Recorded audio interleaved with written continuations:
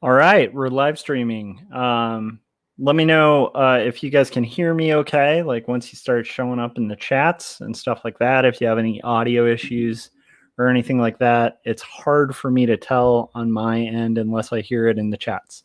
But anyhow, what is this? This is my live stream. This is a live stream where I work on my comic book, two stories, my graphic novel. Book 2 is what I'm working on. Book 1 is available on Amazon right now. And if you have an Amazon Prime, it actually ends up being like cheaper than like a cup of coffee to pick up this 122 page hand lettered, hand inked comic. And I'm working on book 2 as we speak. And I'm in a new scenario where you're not hearing, like, generally in the background, you're going to be hearing a lot of crazy swamp cooler action because my wife and I have run on a swamp cooler at our house for like the last like 7 years or whatever. And we finally saved up enough to get our AC like fixed and reinstalled. Like, so we have a new unit. And I'm like sitting in California in the desert in air conditioning, and it's crazy awesome. I'm pretty excited. So hopefully, other than me coughing, you'll have better audio. We're joined in the chats by Gary Hodges. How's it going, Gary?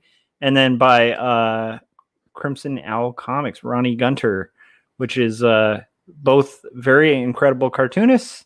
And I'm glad to have your company. And yeah, I hope the stream's coming through nice. And we'll get going working on this stuff. So what I've been working on for most of these streams has been like things like this that you're going to see. So what I'm doing now is, because I'm going to need these roughs when it gets to taking photo process, like I need to take photo. I just said photo process because I'm still in art director mode. But I'm going to be taking photos of different friends and myself and other people posing in all of the different poses that I need. And this ends up being like my map, like this really nice set of pages that I've been working on.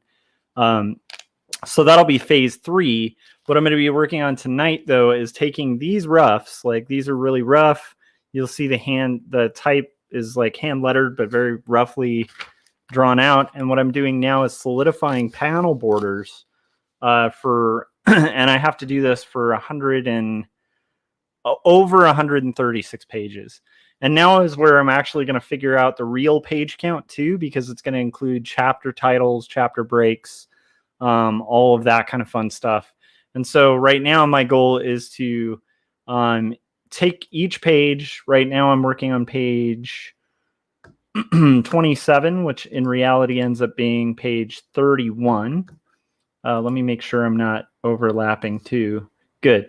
So I'm working on page 31, and what I do is I take the previous AI file, I embed the PSD file that I have these roughs in on one layer, and then I basically am making finalized type and getting the panel borders ruled out and stuff like that.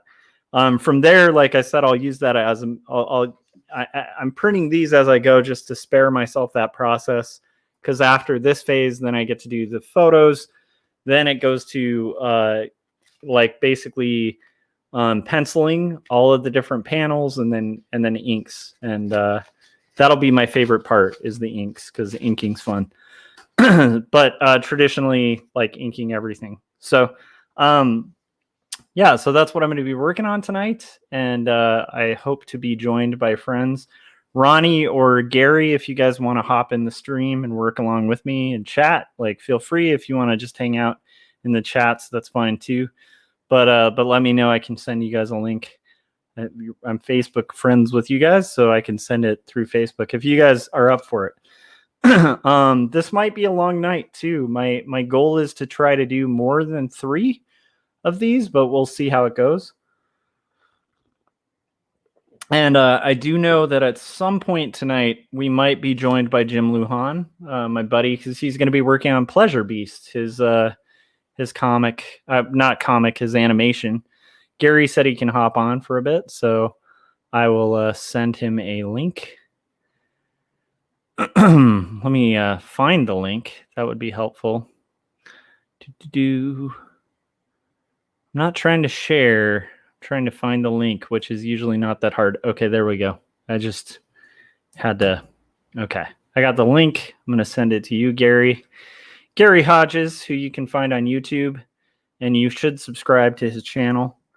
If you are enjoying any of the content I do, you would probably really dig Gary's stuff. Like, he's a very insightful, much better worded guy than myself. And aside from that, he makes really good comics. So yeah.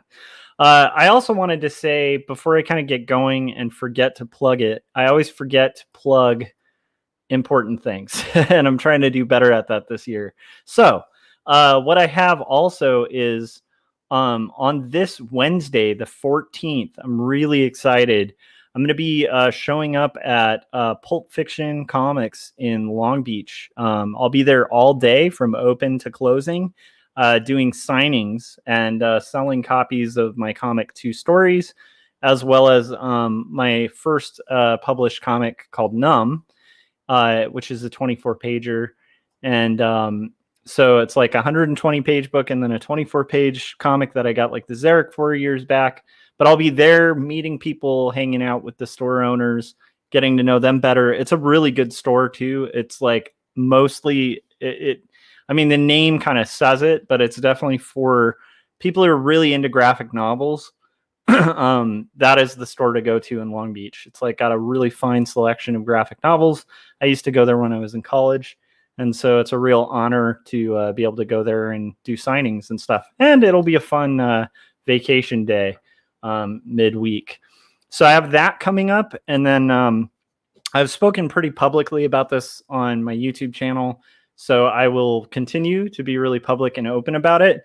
But I have suspected for a little bit, being a parent of an autistic child, that I might potentially be autistic. And I actually have my assessment, like my first legitimate assessment, where I'm going to meet with like 5 different psychologists and kind of start the process to see if I actually have autism, which is really exciting. And that's actually happening the day after. So I have my comic book in-store signing on Wednesday, and then autism assessment starting the next day after that. I'm actually pretty pumped about it. Gary, I don't want to throw you on unless you're ready, so just give me a heads up whenever. Okay, cool. Awesome. How's it going? Good. How are you? I'm doing good. Looks like my cat might cameo a little tonight. That's a Cameo Cat. Cameo Cat sounds like a really right there. For a yeah, Cameo Cat wouldn't be bad. Yeah. As usual, my internet is terrible, so there might be a drop. And then there's actually a storm coming here, so I might even lose power. So oh, nice. But I'm going to try and work as long as I can before. Oh, man.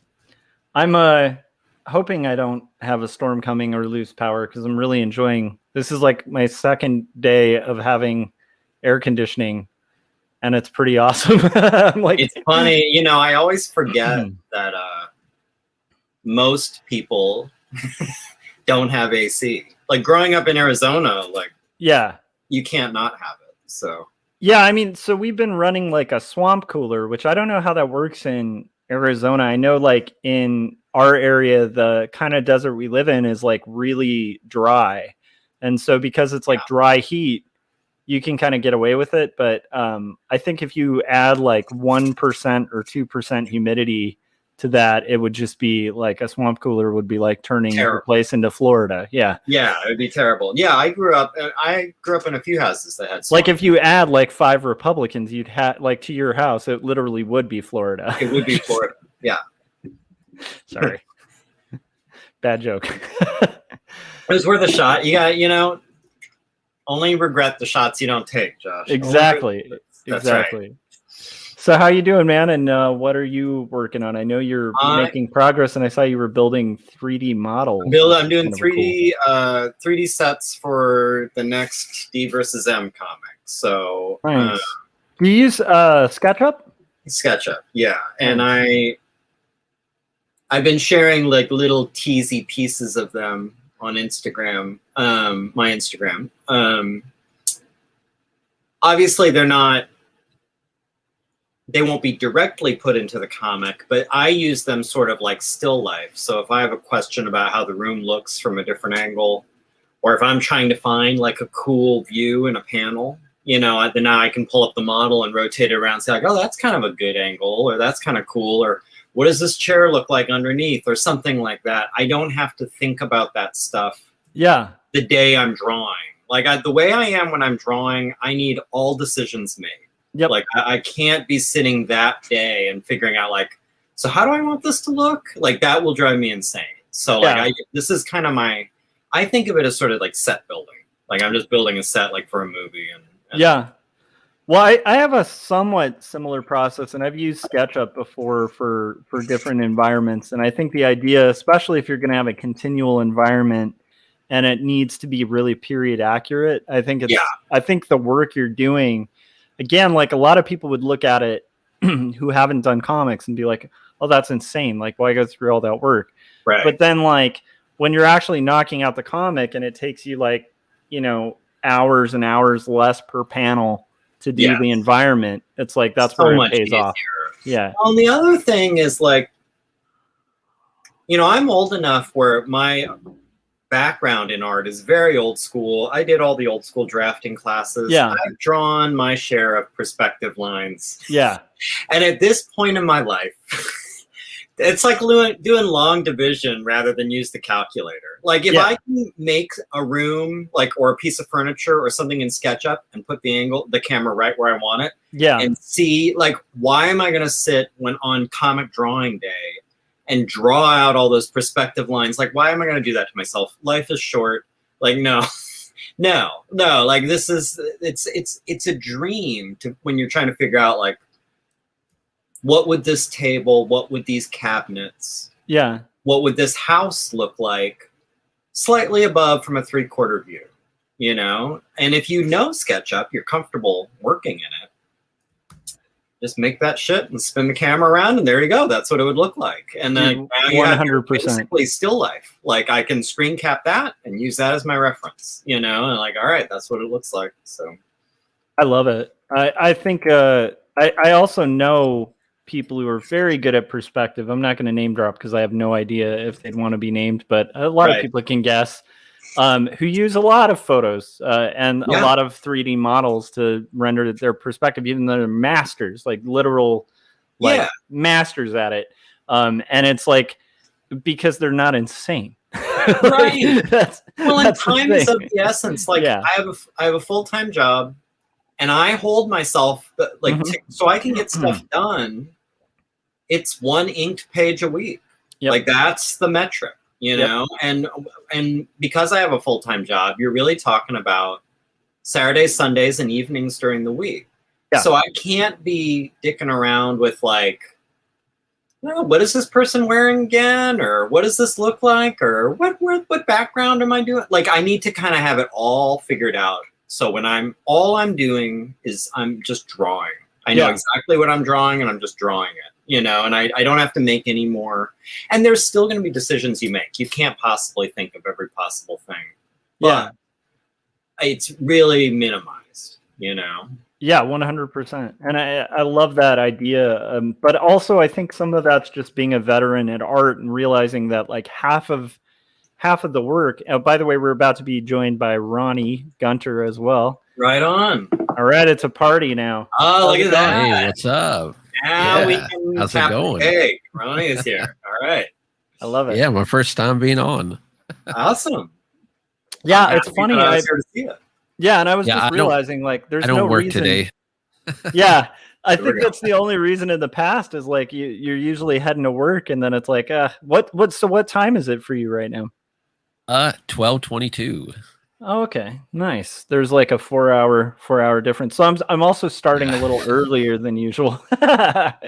um, what's funny is Jim. I'm thankful to Jim because I need to be getting back to doing these more frequently. I like doing the live streams, and actually part of why I did mine tonight was like Jim was like, "Are you doing the Night Gang tonight?" And I'm like, "Yeah, I should." Like, but I thought it was funny that he called it the Night Gang. I'm like, maybe I should officially change the title to just Night Gang. Yeah. And, promote it with like, I don't know, like gang posses, I don't know.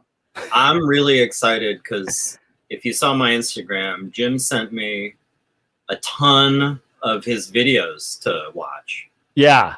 And I can't wait. That's tomorrow I got to go pick up a new phone and watch Luhan videos. And I'm excited. You won't regret it. It's like his comedic timing is just so good. And like he has, I think because I don't know. I feel like we watched a lot of the same kind of comedy growing up, like me and Jim. So like, for me that translates really well. Like, I don't know. We on the indie review show we did Daniel Klaus, and like when I announced that we were doing that, like Jim like messaged me and was like, "Dude, that's like my favorite artist." And I'm like, "Well, that makes a lot of sense because it's like very similar aesthetics, like similar kind of character choices and stuff." Yeah, there is kind of a Ghost World is definitely in the Luhanaverse. I'm actually dying to see if I recognize some of the earlier stuff because I used to go to Spike and Mike's all the time when it would come to town. Oh, nice. Okay, you might recognize Mama I'm a Thug because that's where I found out about Jim's thing, because Spike and Mike's used to play at like this art house theater in Long Beach that was like really close to where my wife and I like lived when we were like really young and didn't have gray hair or children. Right. Yeah. But yeah, like and I remember like just we thought that was like one of the funniest bits like the whole time, and it had like some really refined like well-known indie cartoonists, but like that one just stuck out because it was like just making fun of like Orange County type, like thug type guys where they're like, they live in like a really nice suburb, but they're like, "Yeah, mom, get off my back," right. Like they want to be that thing so bad. Yeah. Like the movie Malibu's Most Wanted. Oh, 100%. But like, I think it predated that, but it's that kind of vibe. Yeah, for sure. So, That's funny. But anyhow, like, yeah, it was pretty good. And like, I remember when I met Jim, it took me like a couple times of us hanging out to be like, wait a minute, I actually know your work. Like, so yeah, but yeah, that'll be worthwhile, man. I hope you enjoy him. If sure you don't, you should just berate him publicly. Well, I mean, that is the plan. I did watch Infinity Pool. Yeah. On YouTube, and I loved it. So like and so now I'm going into the back catalog now. Oh, it's a worthy thing to dip into for sure. That's cool though. I'm glad too, because that means Luhan, because you guys did an exchange, so he's going to be able to give a feedback on DVSM. So it's like we both sort of said like we're going to try and look at each other's things this weekend. So yeah, he might be publicly slamming me, just saying, don't spend a dime on this guy's bullshit. I love it. I'm sure you guys are gonna like each other's stuff because I could say I like the script where it's going. Oh, thank you, man. I appreciate it. Yeah, Ronnie got a glimpse at 1979. So nice. So you guys, you're a couple of the rare few that have had a peek. I feel very special about that, and I really want to avoid any spoilers because I'm like, I would feel bad if we like accidentally drop like a huge spoiler. I will say it's pretty cool that you have like Apollo Creed just show up. Like, it's a strange choice, right? Yeah, I don't think anybody would see that. Yeah. Well, I don't know. Did you think Darth Vader was a surprise, or did I kind of tip my hand too early? Like, did you go back to see Darth Vader? Yeah, I felt like kind of the one thing that felt period inaccurate though was that you had him like do the big reveal of like being his father, and I'm like, they don't know that in 1979. That's true. What 79. are you doing? Yeah. I was like, dude, I don't know. I mean, look, it's a Empire's draft. not till 80, dude. It's a draft. It still needs some work, you know. Okay, I love it though. Ronnie, how's your comic coming, man? It's good. I'm just waiting back because I had to pay some bills, so I had to wait to send off my dialogue for my editor. But yeah, definitely the episode 2 is going to come out really soon. Ooh, I'm so excited. It's good stuff. Very, very good. Yeah. Every time I see an alert on the comic app, I'm disappointed when it's not a new installment. It's always some garbage I don't care about. Yeah. Yeah, and well, besides you, Gary, I know I've sent some work recently, some of the artwork to you, Josh, as well. Yeah, I'm really excited about I'm excited about it because I also I don't know tons about the plot, so I'm really curious to kind of get into that. But it definitely seems like there's some like kind of creepy underground cult kind of stuff, and I'm like, that's great. Like I like that instantly. Like I'm definitely one of those people who like if Netflix has a documentary and it's about some weird cult that like people got sucked into and like I'm instantly watching it. Like right. It does not matter like what cult. I'm just instantly like interested. Like I dig deep because I can't help it. It's fascinating. So I think that's pretty exciting and cool. And it was fun to like try to build like things that are real, like Merrimack Caverns. Like if people read, that's a real place in St. Louis, around Missouri, where I was born and raised in St. Louis. Oh, nice. You know, Halley's Comet. You know, if people read the story, there's a whole thing around Halley's Comet. And even when you do like real history back then, they blamed the Black Plague on Halley's Comet and all these different things because they always thought Halley's Comet was like a bad omen or a good omen. So it was just really fun working with all that like stuff and building like a little story on top of those myths that are already there. I hear you. I have to tell you, one of the most fun things about D versus M was seeding it with a little bit of like UFO lore. Nice. You know, and being able to go in and read up on all that stuff and be like, okay, I like this piece. I'm going to put this piece in there. We'll call this part. Like with all of it, I'm trying to decide like, okay, in the D versus M universe, like this is real. This isn't, you know, like Bob Lazar is legit, you know, like going through and just deciding like, yeah, I like that. I'm going to put that in there. Like that's.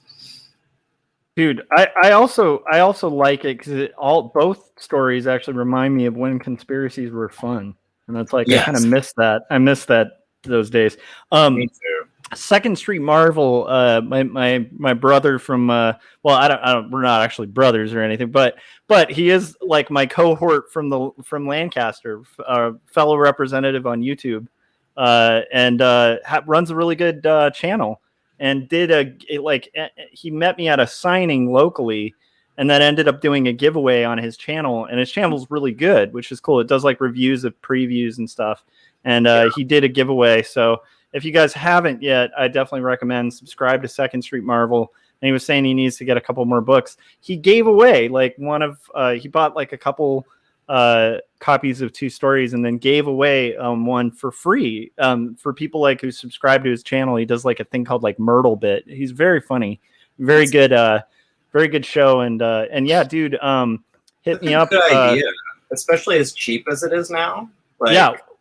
Dude, I would say like, so that's the thing. If you buy it from me in a store, I have to sell it at like retail. But if you go on like Amazon, you can literally get like copies of it. I don't know how they're getting away with it, but for like less than like $4 right now.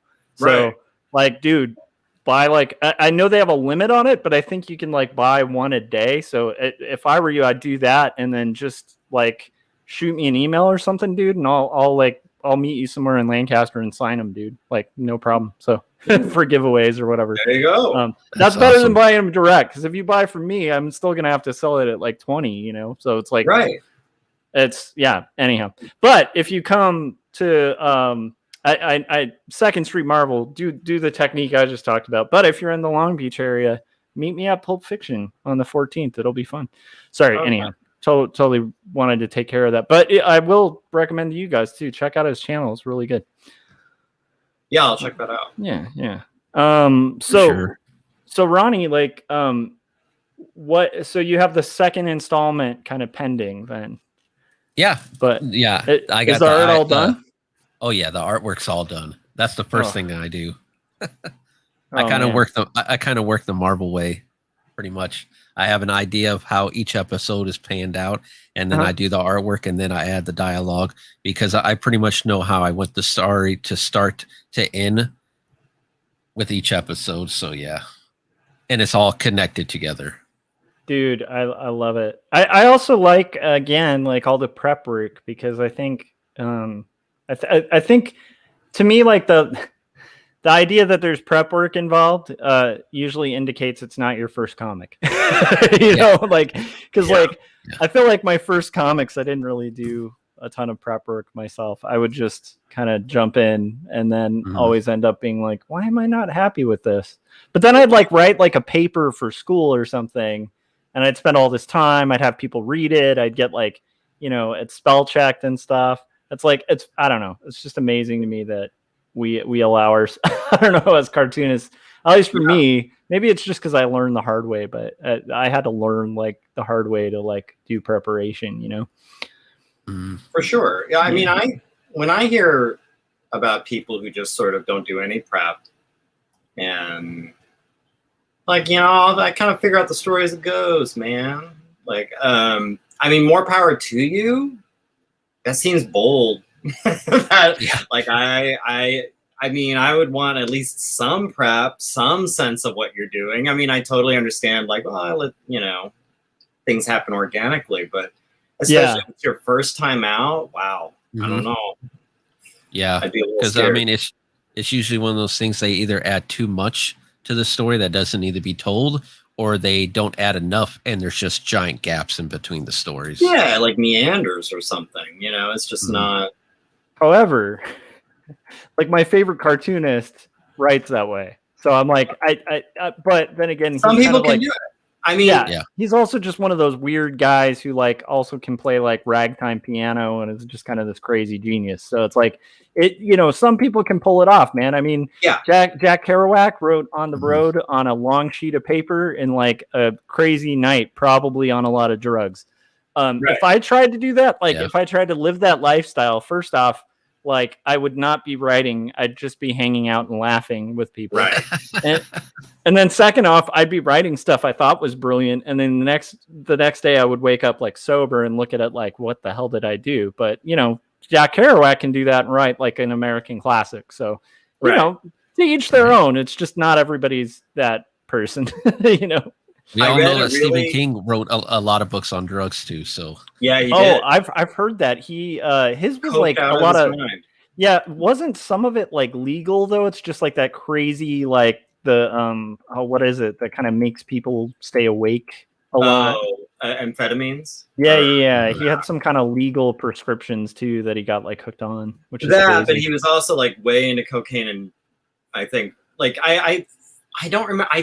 Ronnie, maybe you remember. I think it was Christine that he says he has like no real recollection of writing. Like, you know, because he was so out of his mind on cocaine at the time. And when you read that book, you're kind of like, yeah, like a possessed car that's killing people. Yeah, that sounds about right. You know, Right. So I don't know if you guys have had this, and I'm sorry for like totally switching gears on topics, but I just thought this was hilarious. So I just noticed that there's like this little light bulb on Photoshop that didn't used to exist on the top right. And it annoyingly does like the paperclip thing from like Microsoft Word, like that same annoying thing where it's like, hey, do you want us to walk you through new features? And I'm like, what the heck? Like, why would this be a new thing on Adobe? You never had that. And Microsoft even got rid of that like 20 years ago. Why would you introduce that as a new thing on the cloud? That is pretty strange. I'm mystified by that. Adobe, get your crap together. Sorry. Anyhow, I had a thought on the thing.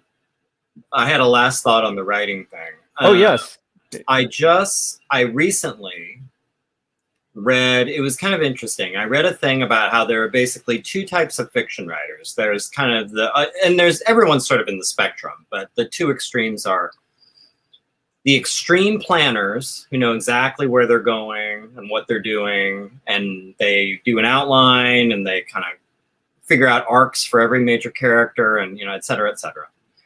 And then there are the people who come up with some characters they like and just sort of let them loose in the world and see what happens.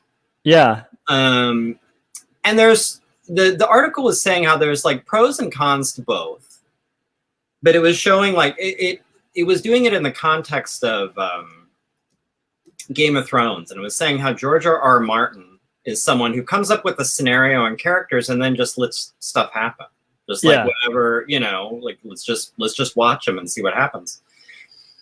And that's really entertaining. But then like when it came to the series, I forgot their names, but the series creators, they had to like wrap this up. They had to come up with like a finale. And you can't do that just sort of free form. You got to figure out like, all right, where are we going? Yeah, I always felt like the advantage of his technique too is he can like outsource like from fans. Like, like there's so many like plot theories, and he still hasn't written the last book, right?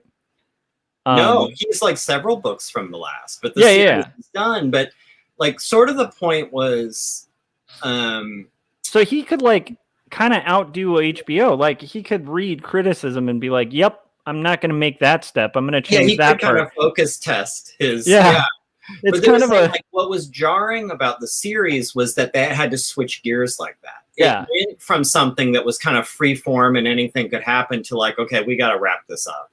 Yeah, I mean the Jon Snow plot line I kind of suspected from the books because it does seem very premeditated and plotted out. But you're right. Like it is a story that allows a lot of breathing and a lot of character building and sort of like putting these characters in a very realistic world where they have very realistic fates, and it's like it does have the strength of like you get these characters that you get super attached to and then they get killed, which is like Walking Dead kind of did a similar thing too. I feel like there is a real strength to that because you do end up with these very like human characters you relate to a lot, I feel like, I don't know. I'm curious how you guys go about it, but I feel like I do have a bit of a mix because, obviously with like auto-bio stuff, it's a little different because it's like I'm not, especially the kind I write where I'm like, I'm trying to be pretty true to reality. And so I'm not like having to invent characters and stuff. But like when I have had to like invent characters for stories like that, I feel like there is like a hybrid between the two where you're kind of playing with it. But yeah. Oh, and then Second Street Marvel said, as long as Amazon is not cutting into your money for that price, I can do that. And I don't think they are, from what I understand. I'd have to ask my publisher. Frankly, I don't mind, man. Just get it from Amazon, then message me and I'll meet you up or something and we'll do get it out there. Yeah, exactly. And honestly, I love the fact that you've been mentioning it on your channel a bunch too. That's really cool. So I appreciate that. Adam was saying some people call the writing types architects and gardeners or plotters and enhancers. Yeah. I think Adam, you should hop on. Well, let us know if you want to hop on, but you always contribute good stuff. So hop on if you want, man. I'll send you a link if you want. If not, no worries too. But yeah, he said, I'm an architect of sci-fi, fantasy, epic type stuff, mostly freestyle on cartoonier stuff. What about you guys? Like, do you feel like, I mean, I know you guys are plotters, but also do you have like Ronnie, a bit of do you want to go first? Yeah. I'll let you go first. So I have an overall arc I'm doing. So I planned at least that. But when it comes to these individual things, I tend to come up with a premise first. Like what's going to happen? What's the thing I'm going to do? So for 97, now that that's been out a little bit, the idea was like, I want an eyewitness to some kind of strange alien dinosaur madness who's incarcerated and trying to convince someone that what she, like, of this story. Like, she's trying to tell this story and make them believe that this was true and she's not crazy or making it up. So that's like, okay, now I have my premise. Then I say, like, what kind of character would be most interesting in that sort of situation? And that's kind of how I come up with, like, who would that be? Because that could be anybody. Yeah. That could be any kind of person you could imagine. But, like, what's the type of person that makes that story work best? What's the kind of person that it'd be most interesting to hear that story from? What's the kind of person that you're not used to seeing in a comic or in this scenario? You know, so I kind of go concept to character. Yeah, that makes a lot of sense. But then after that, like, I'm just kind of trying to figure out. It's funny. I think you're kind of tailoring. It's like two paths. The plot wants to go one way, and I want to end up at a certain point. The character maybe wants to go a different way, and I need them to end up at a certain point. So you decide. It's like calibrating something, and you have to decide you want to adjust tint or saturation. Like, do I need to adjust the plot to make this character work, or do I need to adjust the character to make this plot work? Does that make sense? Yeah. Like and it kind of depends. Like, sometimes I'm precious about an idea of the character where I can't change the character anymore to make it work, so I need to adjust the plot. Yeah. Or vice versa. Like, I need to end up here, and this character is derailing me when she just acts the way she's supposed to act. So I need to make her a little different so she doesn't derail it. You know? Like, yeah. That's kind of how I work. Yeah, it's a mix too, because it's like, because I've definitely experienced that with auto bio, in the sense of, like, you still need to worry about theme and structure, and a lot of your job is like editing. Like, you know, like, to me, I want to be true to reality, but I am telling a story with an arc. And so it's like, with that, it's like, there's a lot of really interesting stuff that I'd love to tell about people I know that might even be characters in it. Like, actually, even in this panel, like, this one I'm working on, like, the lettering for it's like my buddy Rick, who I've had on Artcasters. He's like the chair of Cal State Long Beach now, but we were like grad mates, and there's like a 5-second conversation with us. I wanted to include more because he's a really fascinating guy. We've had a million cool conversations, but I needed to include just enough to move the story forward. But there are times where I've definitely had things that need to move the story forward. But I remember, like, my first iteration of the script for this book totally failed the Bechdel test. And so I had to revise it and give more character to my wife as a character. You know, who was my girlfriend at the time, or fiance at the time. And she just came off very flat. And so I was, it was interesting having to kind of go in there and give some developed, and it wasn't like, here's the thing that I kind of think is important about things like the Bechdel test. It's not that hard to do. Some of it's just rephrasing the way that dialogue is written. Some of it's just adding some lines, like adding some character and depth to unflatten a character and give them depth and personhood. And I think that's important to do with any character, like any character in your stories, you know? So, but it was interesting having to kind of, it's interesting sometimes having to tailor it. And I like that when it's a fictional character, sometimes you have to adjust the plot to, like, you can be like, there is absolutely no way this character will do this thing. Like, it's just against their personality. Then you have to get in a frame of mind of like, well, either, you have to adjust their whole personality from the get-go to fit, or you have to put them in a position where they'll make that decision. And so then you really have to empathize and do the fun writing work where you're like, well, what would push somebody with this personality to do something so against their personality? Yeah, how do I mean, it's kind of like how to make the rat go through the maze the way you want them to. Like, or you could be a lazy writer. Right. And just have them do the decision, and you're like, that just doesn't make sense. They wouldn't have decided, you know. Right. And anyone who's read the D versus M comics will know that they're character focused. Yeah, they're very 100%. plot light plot light and character focused. So Yeah. generally, once I come up with a character, and especially once I've gotten really interested in like telling a story from this particular person's perspective, generally, if I have to make the call between do I change the character and change the plot, I'll change the plot. Yeah. Because ultimately D versus M is like a character focused comic. But it's one of sometimes there are the basic things that need to happen, you know, and you do need to, there needs to be some kind of dramatic. I mean, it's like, yeah, like what you're doing. I mean, even if you have an idea of like, this is how it went, or this is how it should go, or whatever. Yeah. You also want to, like, you're telling a story. Like, you got to have things happen. You've got to have, you know, some sort of an arc. You got to have, you know, like there's basic things to make it even recognizable as a story. Yeah. You know? What about you, Ronnie? Like when you write, do you tend to be more kind of like the architectural or archetypal? Actually, that's a good. I like that because they both have arcs, but like one where you're focused on characters, or the other where you're kind of more focused on plot and then fitting your characters around the plot. I think it's fascinating. Sorry, Gary, that's really fascinating that you're so structural about it, and it makes sense. But it is interesting because that would be a little different than I might even suspect were I not to know you, because you do have these really naturally flowing conversations. But what's great is if you read the comics, everything in those conversations is kind of iterating and moving to a certain end that is plot based. So it's, I don't know. But well, and that's the trick. It's the trick is kind of getting that in sync. You know, that's the hardest thing about the writing the writing of D versus M's, is to make it, to camouflage what's organic and what's plot.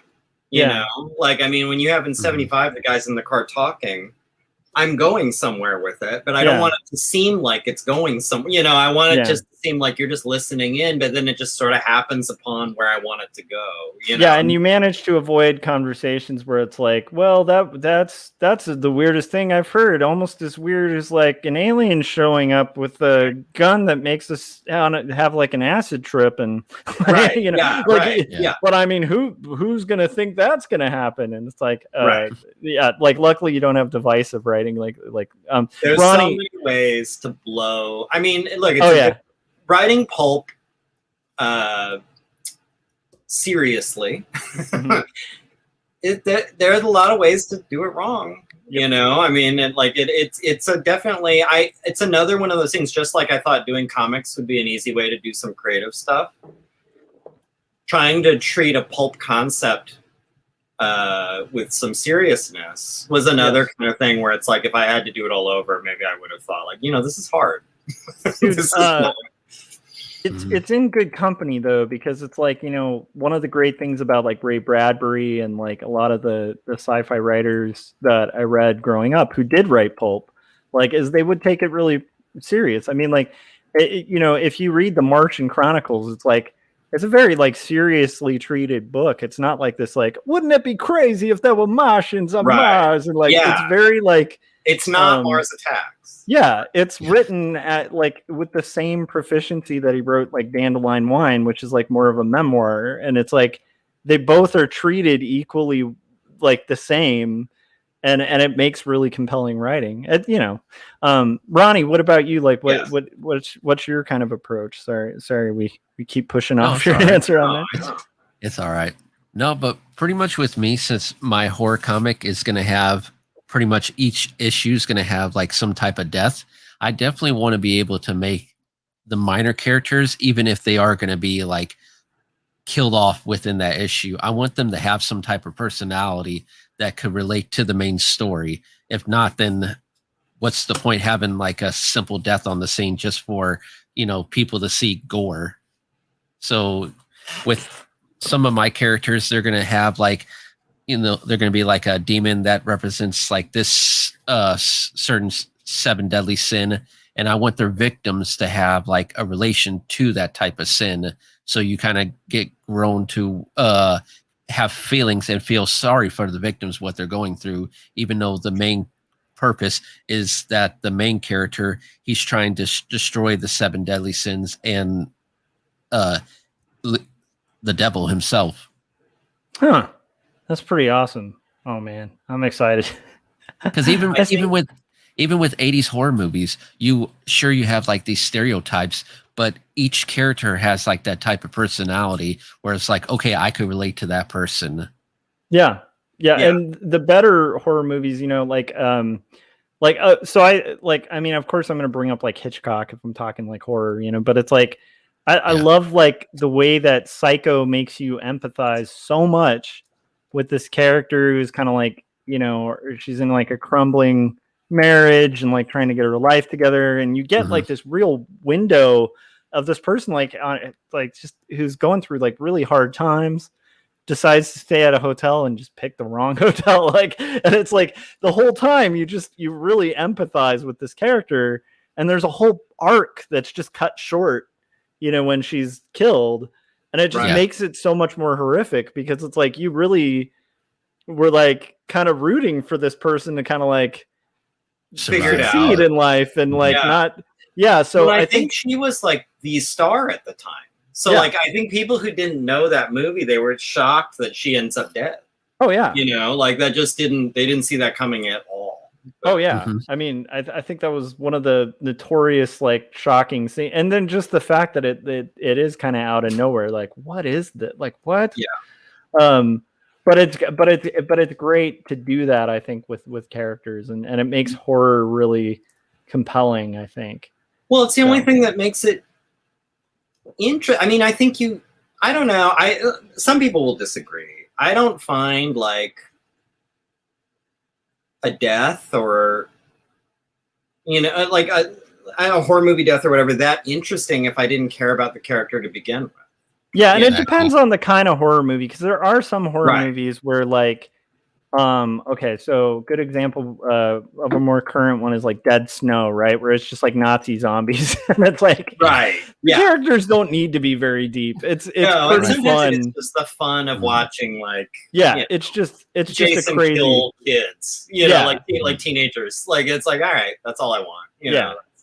So there's different genres of it, but I think like if you're really trying to get like to a different level with it, it's also like I'm like Ash versus the Evil Dead or something. It's like I don't know, Evil Dead.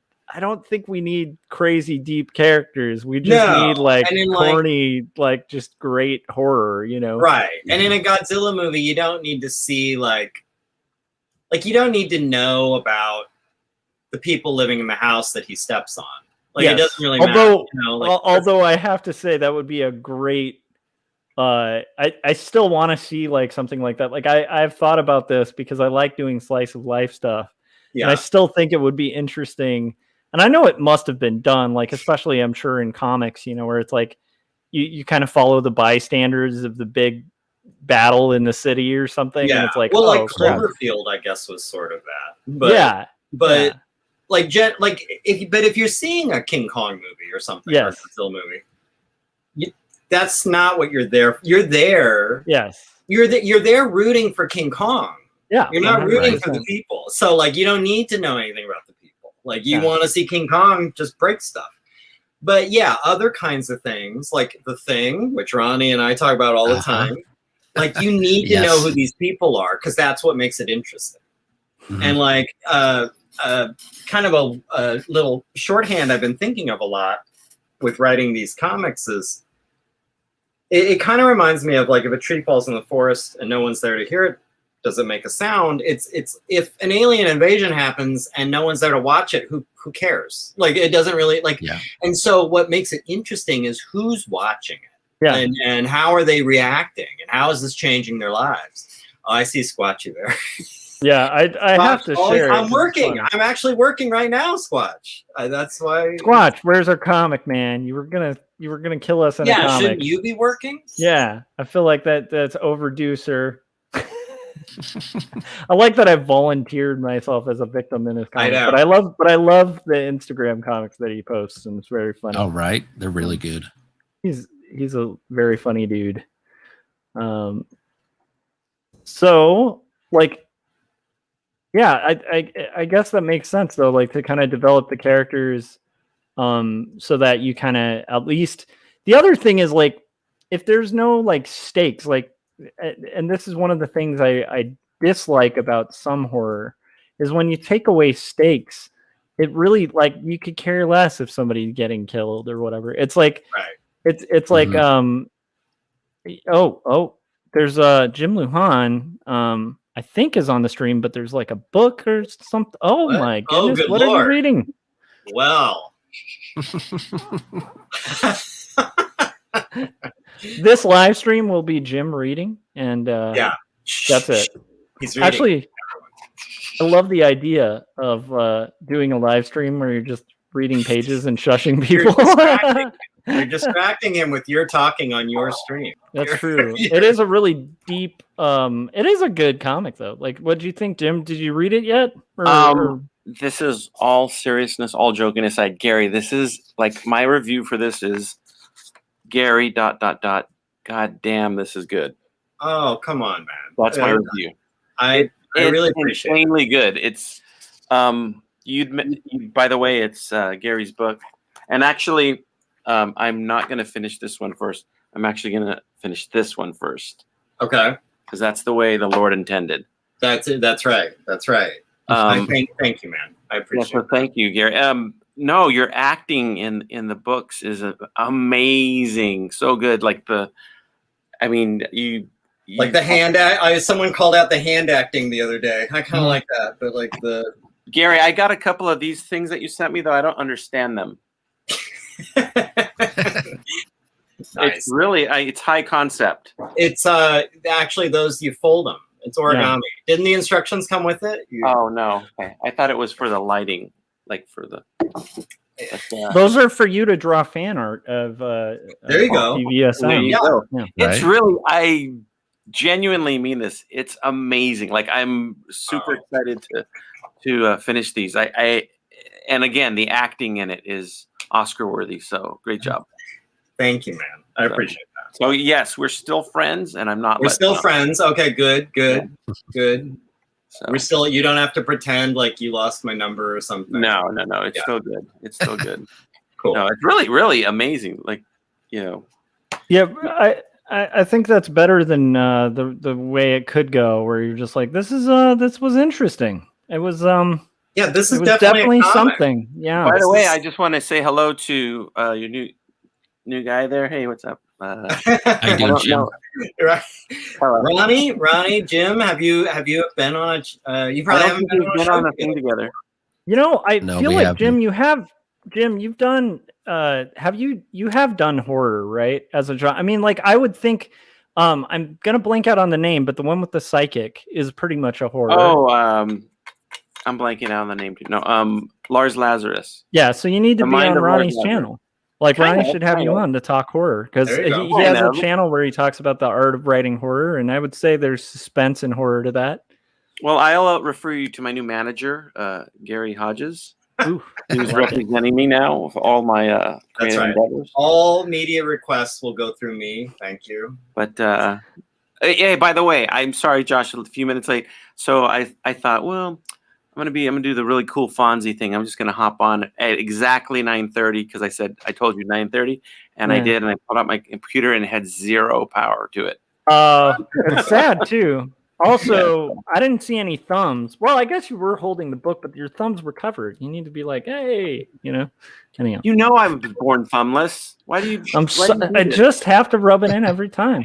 Calling attention. That's important. Hold on a second. Let me just think about that with just using my thumb. Just that's why he's always. That would be a funny little like unknown detail where it's like I happen to be like an ableist who just has forever teased your lack of thumbs for like the last. In fact, like we could just treat that as the running gag from now on. One last thing about dinosaurs versus Mars bots. Oh gosh, I immediately found the guy who looks like Josh. Oh, the Josh guy. Someone else said that recently. Josh guy. Yeah, but it's kind of a distorted Josh guy. The guy who's been gassed in the kitchen. Oh, yeah. I thought that was Josh. See, and I gotta show it to me. In the script, I think he's just called Raving Man. Yeah. But Well, he's the naked guy in the kitchen with the it's the shotgun. tattoo on the side of his neck that says "Big Illustration Party Time." Yeah. Kind of let me. Yeah. Clue. That and just the overt nudity, because I pretty much just, I mean, every time I'm doing these streams, I'm not even wearing pants. I'm just yeah. Well, neither is. In fact, I'm not even wearing a full shirt. It's just like a crop top shirt that covers just my shoulders and everything. Top. Yeah, it's cropped very high, like right about here. Yeah, that's you know, you set the trends, I guess. Yeah. I do me. That's what I do. So this is a fun panel. So Jim, I'm kind of curious to ask you. So we were just talking about writing processes and stuff, and I think it's pretty interesting. How do you kind of approach? And Corey, what the hell, man? You're watching. You should hop on. But yeah, like how do you approach writing, like when it comes to your stories? Because I'm guessing it's character, but I don't know. Like, do you approach it from plot and then kind of fit your characters around a plot that you have worked out?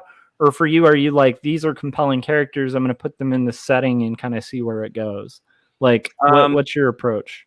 Did I frame that well? I hope I framed that well. Yes. Yeah. So sort of a little of both.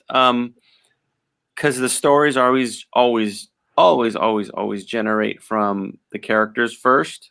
So I'll come up with a character or a group of characters that, these are interesting, and then I'll kind of have an idea just by who they are, what an interesting setting would be. So that it is character driven, but I always never not have an ending. Does that make sense? Yes. Okay. I always I come up with the ending when I start something. And if the ending doesn't present itself to me kind of right away, like, I mean, real general ending, then I usually will think about it a little bit more, because I don't like to write where I'm not sure where the story's going. By the way, do you hear the dog growling?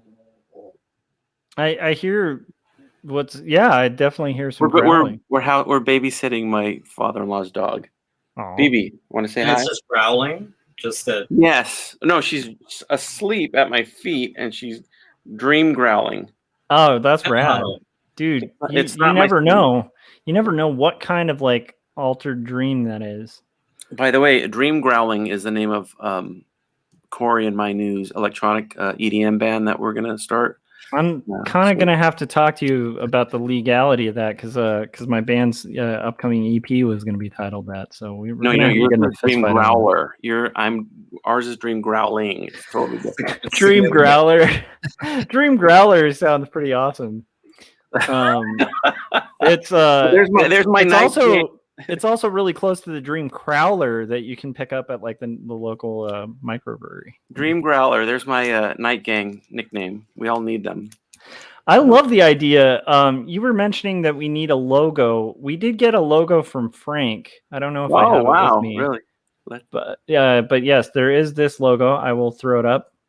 I was sorry I missed the Frank Artcasters live. Yes. Like I rewatched it, but I wasn't able to see it in action. It was a good one. I wanted to heckle him like he always does me. I was disappointed. I wanted just make a stink in the chat section, just hanging off his every word. By the way, Jim, I dig your work. I dig the animation. Really good work there. Thank you. Very much appreciate it. I have at least 3 fans now. Counting you and me. Counting you and me. No, wait a minute. I haven't watched all your discs yet, so don't count me yet. I'm withholding judgment. It's gonna be. I saw Squatch's thing saying I look like the hippie teacher in Beavis and Butthead, and now I don't remember what he looks like. I'm gonna have to Google that and see. I don't remember the teacher from Beavis and Butthead. Oh, I do. I do. I will withhold comment. I just assume yes, I do. But Squatch, I really think you should be working. Yeah. What the hell, man? What's going on, Squatch? So I am like I need to rewatch Beavis and Butthead because it's been a long time, and I wonder if it holds up. I'm sure it does because it The was movie pretty is funny. amazing, by the way.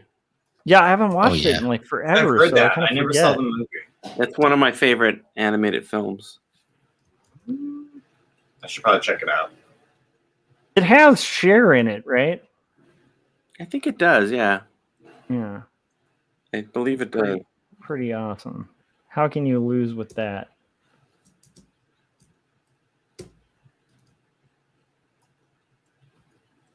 And I was just gonna let that stay uncomfortably silent for as long as possible. Just draw it out. I think Yeah. that No, wasn't if it wasn't for Beavis and Butthead, I wouldn't have been able to see Black Hole Sun music video for the first time. Oh, really? Yeah. Interesting. Yeah. So it introduced you to Black Hole Sun, which is interesting. Yeah. Because I remember Beavis and Butthead freaking out when they saw like the big smiles. Nice. Yeah, that was a trippy Soundgarden. Interesting times. If it weren't for Beavis and Butthead, I might not have gotten into animation because I saw Mike Judge's pre Beavis and Butthead, although it was Beavis and Butthead Frog Baseball, but way before the series. But it was in Spike and Mike's Sick and Twisted. That's where I saw it. Yes, Yep. And I saw that and another cartoon that he had. And the first thing I thought was, this guy, I kind of draws like me, or I draw like him. And I thought, wow, he's doing cartoons. I can do cartoons. And that was the thing that kind of really sparked it. Because at that time, believe it or not, there was thoughts of like, maybe I'll do comics, which quickly I dismissed that thought because comics are, I always say this, comics are hard. I still find that baffling because like to say comics are hard, I'm gonna do animation instead is sort of insane. And you have to round up voice actors and do a lot of the voices yourself and yeah, like I don't know, man. I feel like you could, at the rate that you do animations, you could probably knock out like a graphic novel in like the same amount of time. But then it wouldn't have a soundtrack. It wouldn't have music. Yeah. Yeah, and I love the music and soundtracks and your vocals and everything. So yeah, that would be a shame to have those. Yeah, missing. they're definitely both challenging. Because I mean, you can't find it out there now because the company shut down.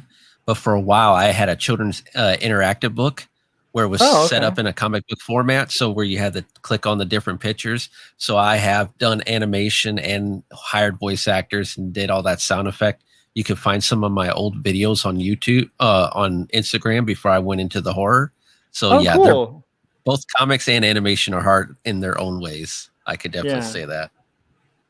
Yeah, there's something weird. I mean, like we were finally kind of starting to master some tracks with my band, and there's like I feel like the few times I've dipped into doing animation, there's a very similar thing to like editing and like music programs. Like it's very similar because you're working on a timeline, and you're kind of cutting and pasting and like doing a lot of like interesting kind of intuitive creative work. But I feel like there's a commonality between like the audio and animation, at least when I've done it.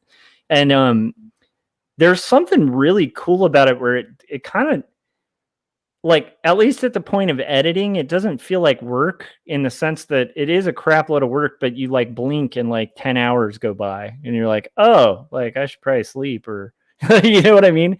It doesn't feel like labor when you're, at least for me, when I'm doing that like kind of editing and timeline work.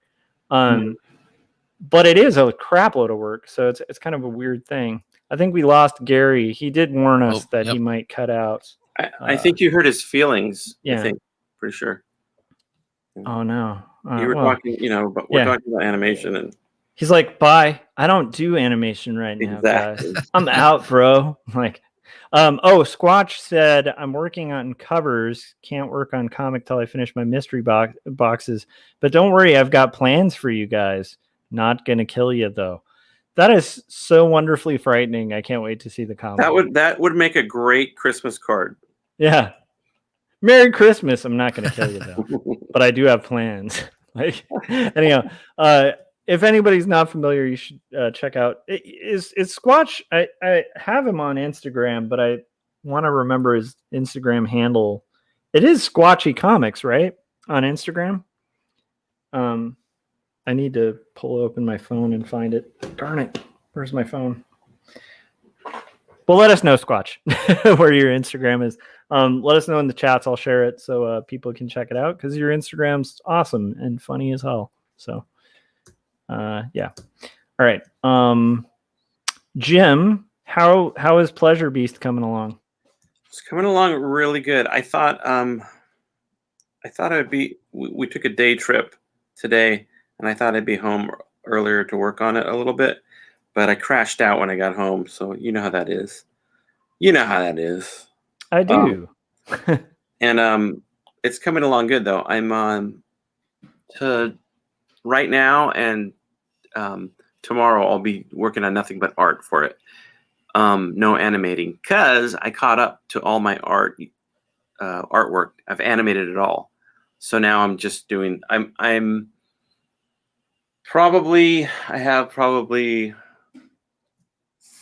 don't know. I'm over the halfway mark for sure. So I'm approaching the ending.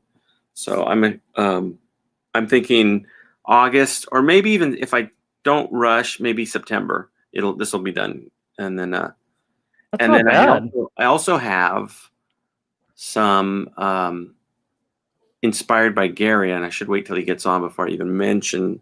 But I'm going to do some video stuff on YouTube, kind of tied in with the process a little bit.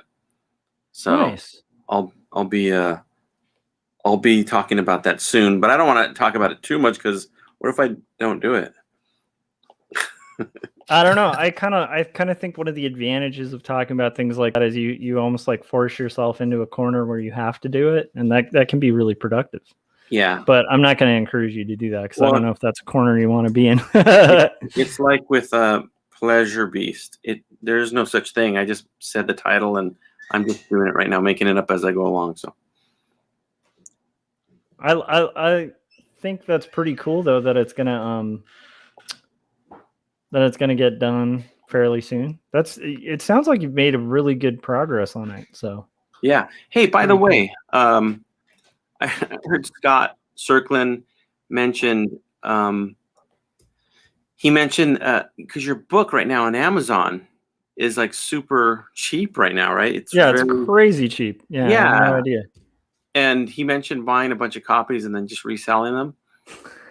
I think we all should do that because it would help you out and help us out. Hey, I have no issue with that. Like if people want to buy that comic and then resell it to their local comic shop or whatever, please do.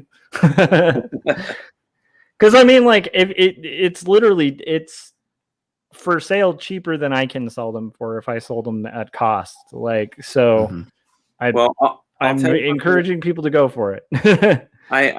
I know the out of control, like how you don't have any control with Amazon. I know that firsthand because I have at the time of this broadcast, I have 4 things on Amazon right now, and I have no control about. Like one of them is now for sale and rent only, and that wasn't my decision. So it's like Amazon does what Amazon wants to do. Yeah, 100%. I would encourage everybody to go on Amazon and check out Jim's cartoons. Yeah. I mean, like it's cool to see you on there. Like I love it. To see your stuff on there. Yeah, I'm super happy about it. And it is really exciting and I mean it was a goal, you know. I achieved a goal, but yeah, once you're there, you really don't have any say or control. So you just kind of have to roll with it. Yeah. You know, to quote Steve Winwood. I feel like that's a little bit of just everything. Like I kind of feel like there's at least for me, like everything so far in industry that I'd like tried for that's actually happened, it feels cool and it's awesome and I'm thankful for it, but it always feels a little less planned and controlled as I imagined it. With like almost everything, where it's just like there's a lot of it is just, oh, okay, that happened. That's interesting. Like you don't. I guess it just, I don't know. I haven't seen a lot of stuff like where I open a door or a window in something that I've been trying for, and then suddenly it's like, aha, there's a plan to this. That all makes sense now. It's like a lot of it's very I don't know. It's very weird. I don't know if that makes sense. I don't even know if that makes sense, but yeah, I don't know. Gosh, stop making sense. Well, honestly, that's probably all I'm making at the dirt cheap prices the 2 stores at right now. You should all buy. Oh, snap. So anyhow, yeah, I don't know. Like, I don't know if things map out quite as they do in my head when they actually happen. I don't know if that makes sense, but you know, Gary is back.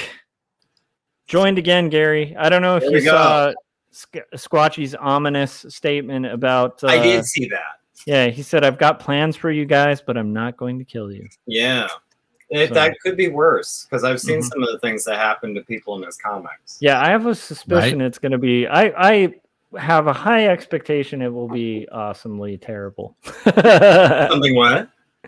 I have a sneaking suspicion that it will be awesomely terrible. Yeah, I think it's very possible. I would hope that's the case. I don't think it should be something. Gary, every time you jump off a camera and come back on, you should have a different outfit.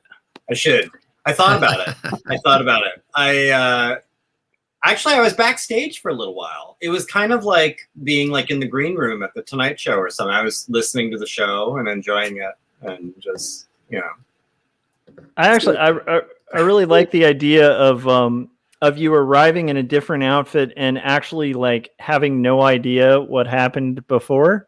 Like it's a new version of you, like a different iteration. It could be like an imposter or a clone or It's like, oh hey guys, what's going on here? What is this? Oh, it's alternate dimension, Gary. Mm-hmm. I like it. That kind of. Have you guys been watching the Loki thing? I have. Yes, I have. Yes, and you can talk spoilers. I haven't seen the latest episode, but I don't care. Spoilers are okay, but it's really great. I'm really enjoying it. Yeah. Oh yeah. Yeah, I'm surprised because I'm not like like there's a lot of people who are like hardcore like Loki fans, like they love the character. I'm not one of those people, and not that I dislike the character, it's just not like a favorite character. And I absolutely love what they've been doing with it. It feels like I don't know, like Marvel's Brazil, which is pretty awesome. Yeah. Yeah, the last episode has some really cool Easter eggs in there. Yeah. What Easter eggs did you notice? I'm curious, Ronnie, because you probably noticed more than I did. You might have. They actually had the Thanos chopper in there. I thought that was pretty funny. Yeah. I didn't notice that. That's good. And there's a shot of Mjolnir, but then you see a Throg, the frog version of Thor in a bottle trying to jump to it. So I thought that was pretty cool. That's right. When it was panning underground, you saw, Oh yeah, that's definitely there. That was cool actually. I really like Loki as an alligator. I think that was my favorite. Yeah, right. Ongoing bit.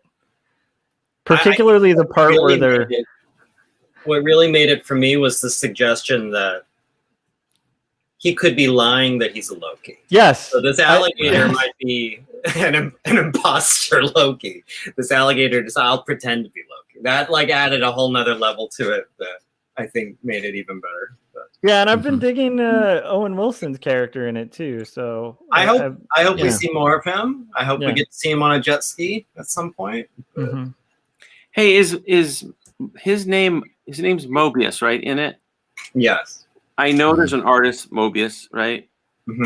But is that is there also a Marvel character named Mobius? Yeah, I think in the comics his name's. It might even be something stupid like Mobius M. Mobius or something like that. Like it's just that's his full first, middle, and last name. And I think there's a bunch of clones of him in the comic. There's like many Mobii. I don't know what you would call them, but Mobi. He looks different.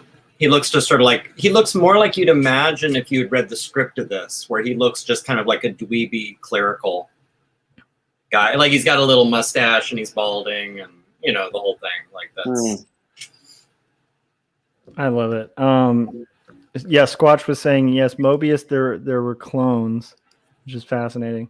The thing is, it actually uses a lot of gimmicks that I get really annoyed by in comics, and yet I love the way they're doing it. Like the way they're dealing with like different streams of time and different timelines and stuff like that is fun and feels very intentional. It doesn't feel like a cop out. Like if I kind of like that. It's like a plot that exists within the loophole plots. Yeah, it's kind of I don't know. It's great. It's super fun. I've been really impressed with what Marvel's been doing. Yeah. Hey, who knows anything about the X-Men coming over to? When's that happening? Any word? I don't know. I don't know, and it's driving me crazy because like every one of these series so far, it's like, okay, this is how they're going to work in the X-Men. I got, and that's I mean, WandaVision in particular, right? Because Scarlet Witch, you know, oh yeah, she is an X-Men for a little bit, and right? I really hope they wear costumes or some form of costumes, not just. I mean, as good as I like the X-Men movies, especially the first like 2 or 3, or I don't know, but the leather suits, it's kind of a cop out. You know, why not just wear I think if I had, I think that's very similar to my one wish for them is I want to see kind of a comic accurate Wolverine. Yeah. I want him to be this little like Sam Keithy, like stocky. Yeah, a little like 5 foot tall, but like 230 pound, like just this little kind of monstrous hairy dude, you know, like it just, I want him, like, I think, I think it would be smart because you're going to invite comparisons to Hugh Jackman if you go any other route. Yeah. So like, I think you need to just go full opposite direction. They made him into like this Clint Eastwood type, this tall, lean, handsome guy. Like, I think they need to go little, trollish, strange, hairy muscle guy, you know, like, I think that's the way to go. But Danny DeVito. Get Danny DeVito in the gym and, make it happen. I love the idea of Danny DeVito in like a very bad Wolverine costume. Like it's not even a form-fitting one or anything like that. It's just like a very baggy Halloween costume. Like a homemade. Yeah. I could see like if they do you guys ever watch Boardwalk Empire? Yes. The dude who they had cast as Al Capone.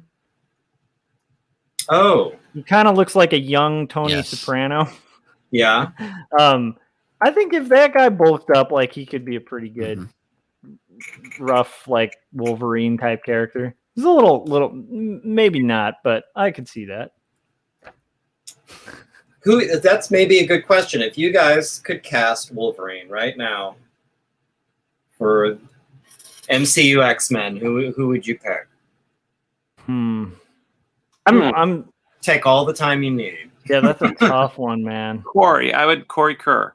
Yeah, Corey Kerr could be. Yeah. So we're all in agreement. He does ride a motorcycle. Don't know about the body hair. Can't testify on that. That's true. We've We've lost Ronnie. We're losing people. We lose. Oh yeah. He'll be back. Of course. It was. There we go. We got Ronnie back. Yes. And they're also making a Moon Knight.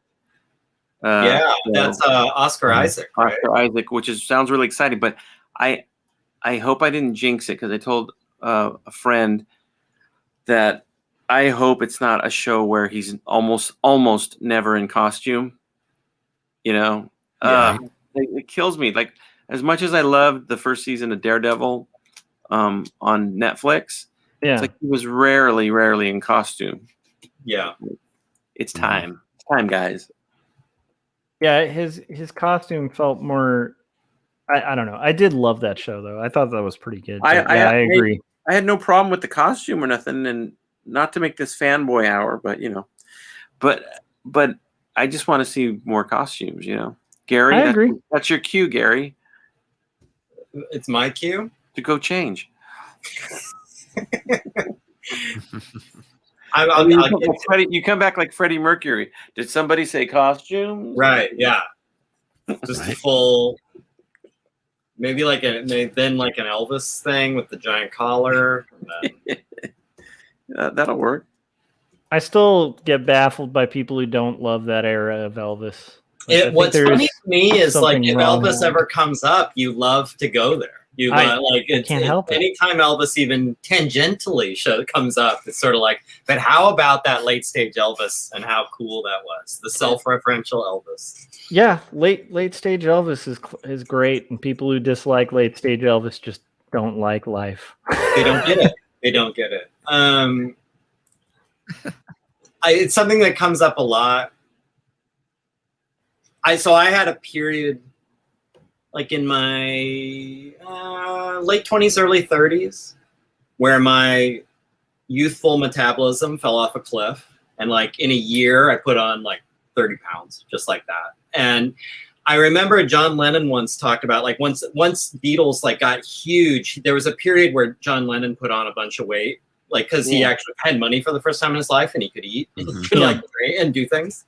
He quickly got it under control, but like he always referred to it as his quote unquote fat Elvis face. And I love that expression. So I always use that to describe my late 20s, early 30s was my fat Elvis face.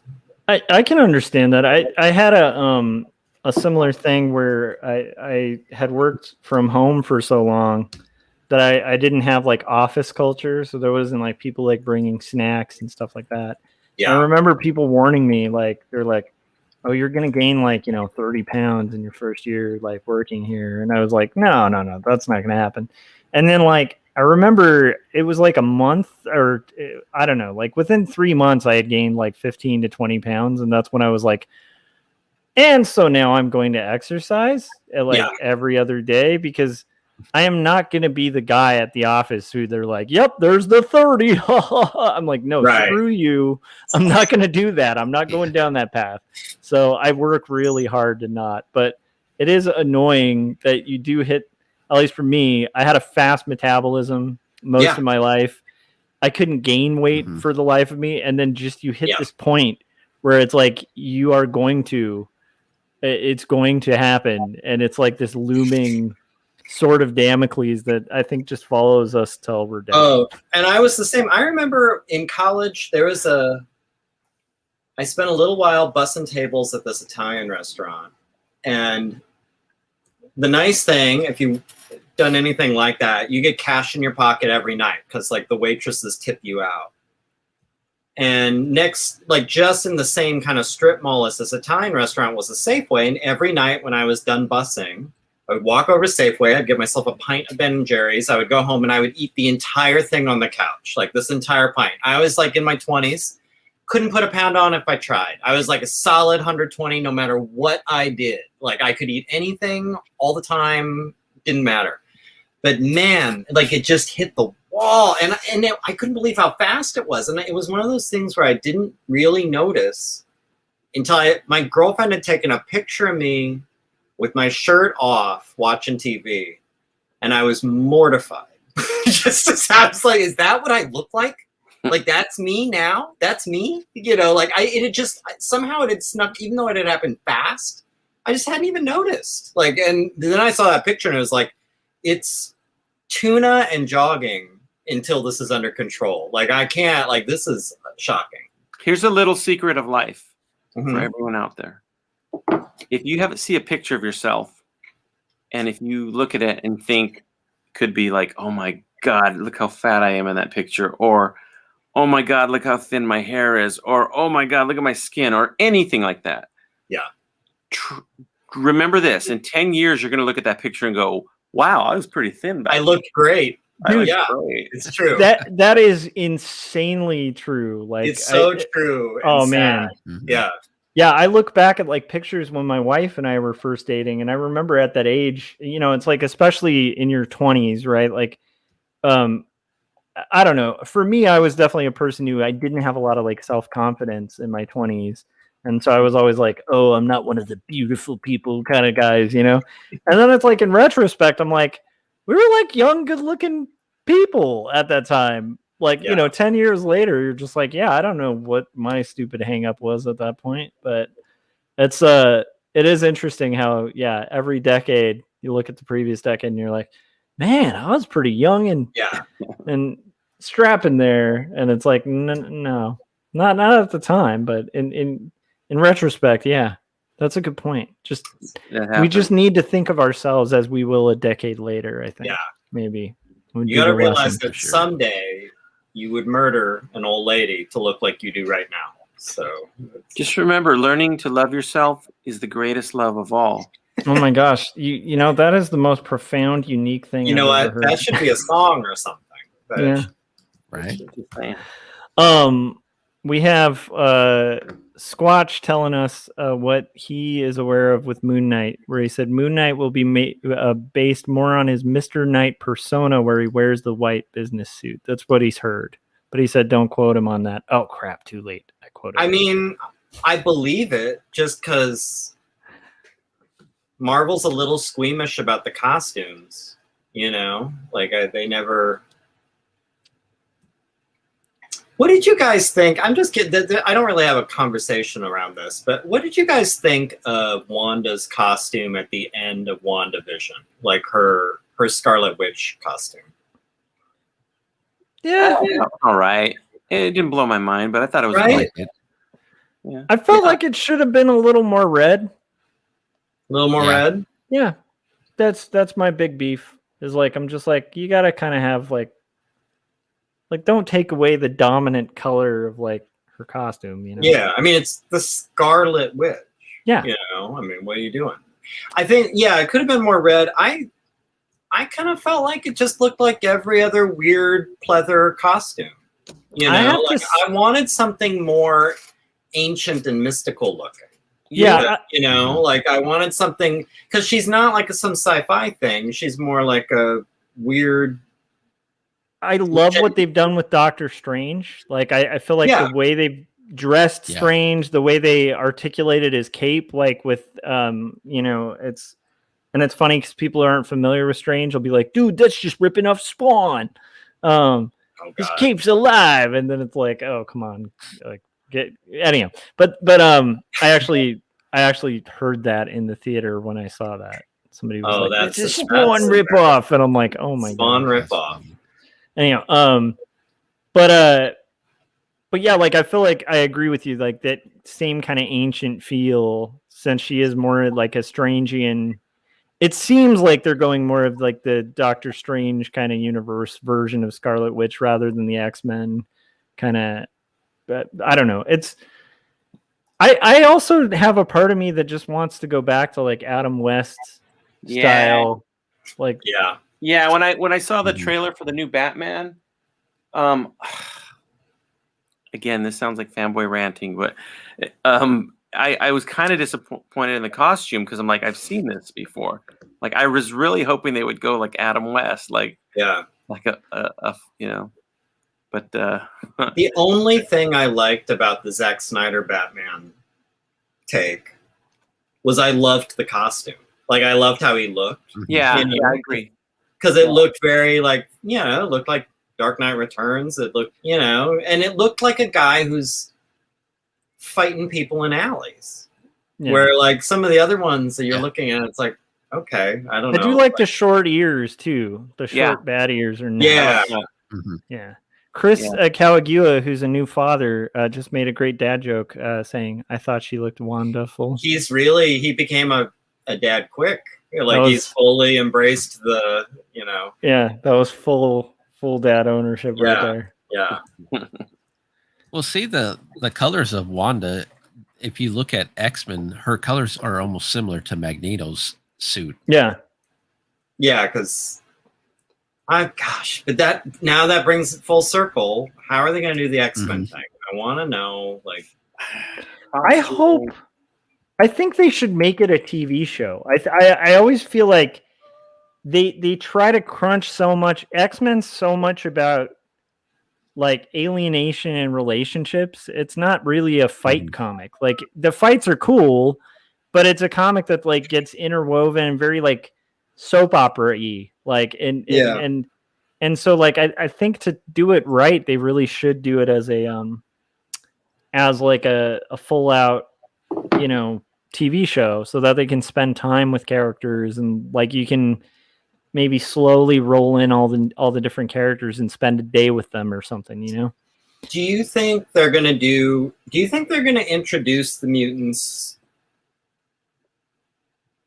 like with a bang and be like, it'll be some kind of like what everyone's expecting from these series, like there'll be some kind of parallel universe merge thing where they were all there and now suddenly they're in our world? Or do you think they'll instead go kind of like Eternals where they've been here the whole time, just laying low?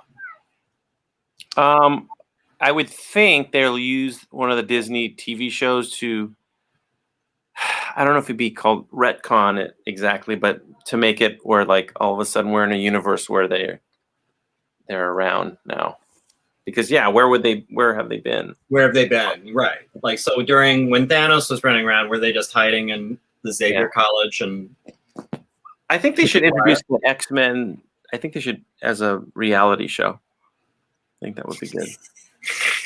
I like it. There you go. They can all live in a house, which they do. Yeah. That's true. Really good. I could see that. Professor Xavier's School. They all have professionals.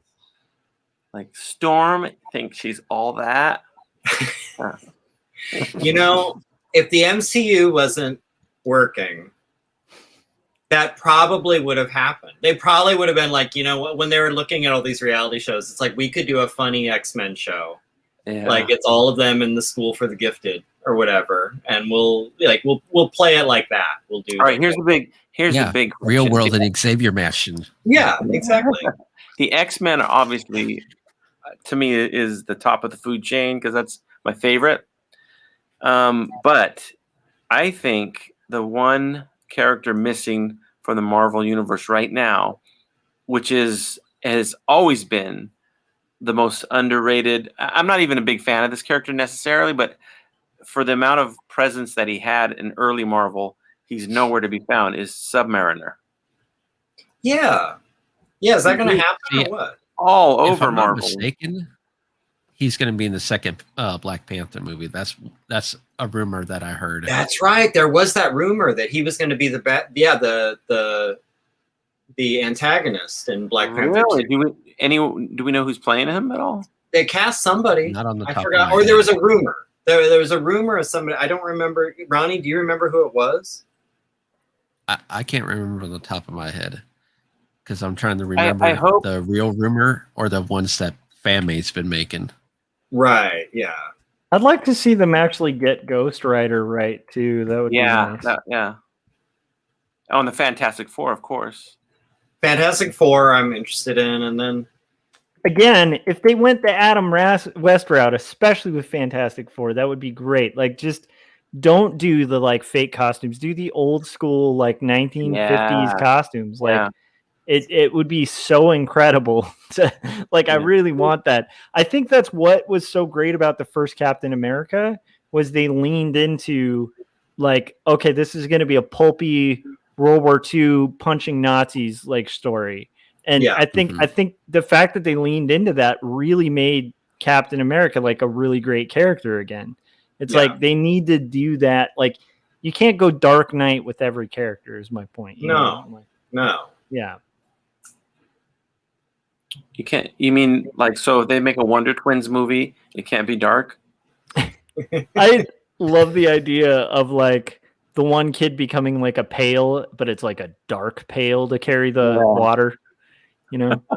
Wonder Twins powers I want to see a really gritty R-rated Squirrel Girl or something. Yeah. Form So, of. so we're White saying Claw. that if they do have like the Fantastic Four, people want to see Herbie in there, the robot. And you guys remember love it. Herbie? I Yeah, think I that's the vaguely, name. yeah. I was thinking of the love bug for a second. When I hear Herbie, that's the first Herbie the thing. Love, yeah. And I was thinking like a crossover, like I guess, they could drive the love bug in, but yeah. And the does robot, anyone? I don't- that would be cool. I don't even know where the route was going because they're having like Blade in the mix too. So Blade, who knows yeah, where they're that's making Blade. going. Yeah. Does anybody know if Chadwick Boseman had he filmed Black Panther 2 or not at No. all? Not at all. So are they gonna? I really believe they need as great as Chadwick Boseman is and was to honor the character. They need to recast. Pardon me, I would recast it as T'Challa. Not a different guy coming in to play the Panther, but I like that idea. And they said they're not going to recast him, and I don't understand why. I mean, it's not Carrie Fisher, guys. I mean, that sounds mean. I don't mean it. That sounds terrible, but it's like you can't just like he was such a. Are you just going to kill him off screen? Like that doesn't make any sense. Yeah. I don't. The only other thing, who was the guy who was like the leader of that rival group who fought him in the beginning of the movie? Michael B. Jordan. No, not Killmonger, but like the in the very beginning of the movie, he flies in and he defends the claim to the throne against this like rival. In the comics, he was like it was like that gorilla tribe or something. I can't think. There's the character. Oh, yeah. The guy has a big part in it because when T'Challa is recovering, they go and seek his help up in the mountain. Is it the big dude? Yeah, the big dude. Yeah, he's like the tribe leader. Yeah. Though, I think. What's that? Oh, there we go. Chris is Kawagua. M'Baku. Yeah. Boom. Or is it? Yeah. Like, couldn't he? I mean, maybe he could be the new Black Panther. Maybe, like, as in, like, go and win the. Like, if you're competing for the throne, maybe he could become that guy. Becomes the new Black Panther.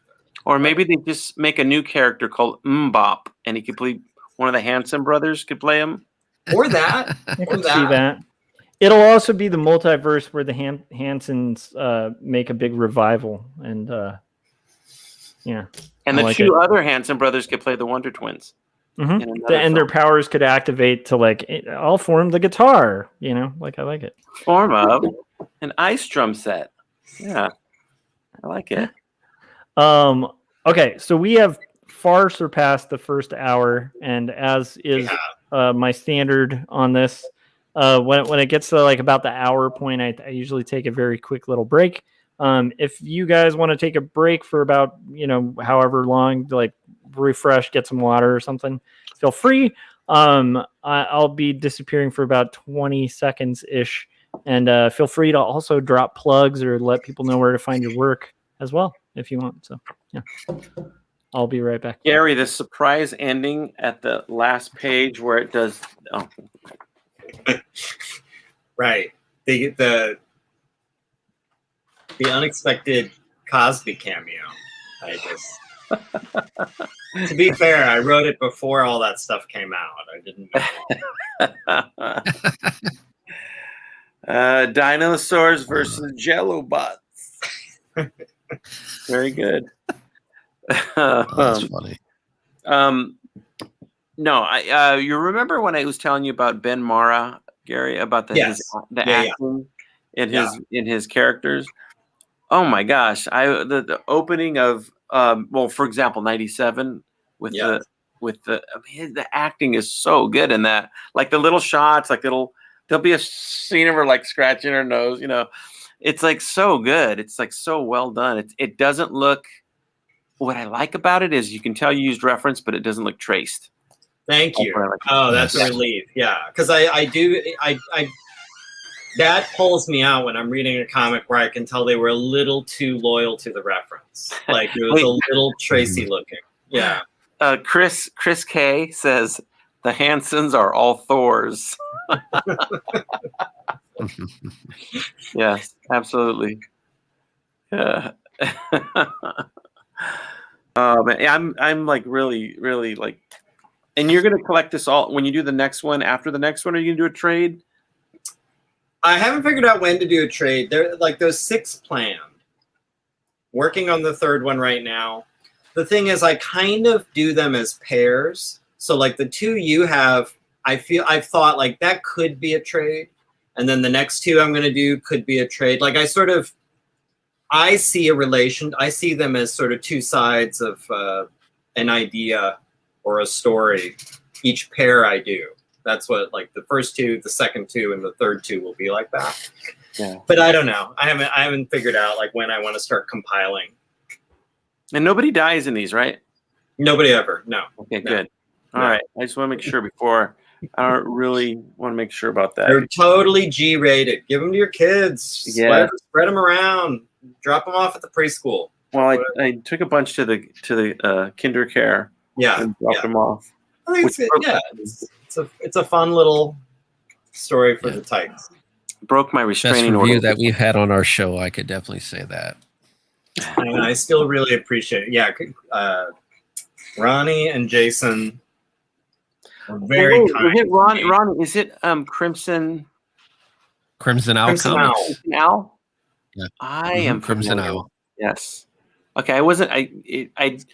I've seen you before, but I've only seen you with other people on the screen in a certain format. It looked different when you're. It froze you when Yeah. Well, that's cool. That's really cool.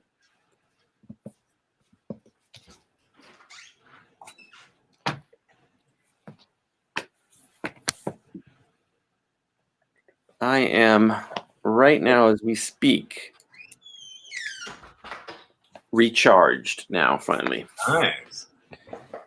Awesome. Well, I was telling when you sit down to do work. What's that? When you sit down to do work and you're all like, all right, here we go, and then nothing's charged. That's the worst part about being digital. Yeah. The worst. Yeah. Well, it's why I think I'm a little bit like Scott Circland. Like, well, actually, no, he's getting better about it. He says he's using a pad now. I kind of have to work on a desktop. I'm no good like on a iPad or anything like that. I don't know why. I have my desk. I know where everything is. I have the big screen. I've talked to Scott Circland. Yeah. I've communicated with Scott Circland, and sir, you are no Scott Circland. You got me. Got me. I just inhaled a bag of potato chips. It was awesome. You could have eaten on. Actually, it would have been kind of funny to have the crunching. Yeah, I thought about it, and I thought I'd spare because I know people are so split about that. But a lot of people, if you have like eating on audio, it's like nails on a chalkboard. They freak out. You'll get a whole new I can audience. see actually some of that chips still in your beard.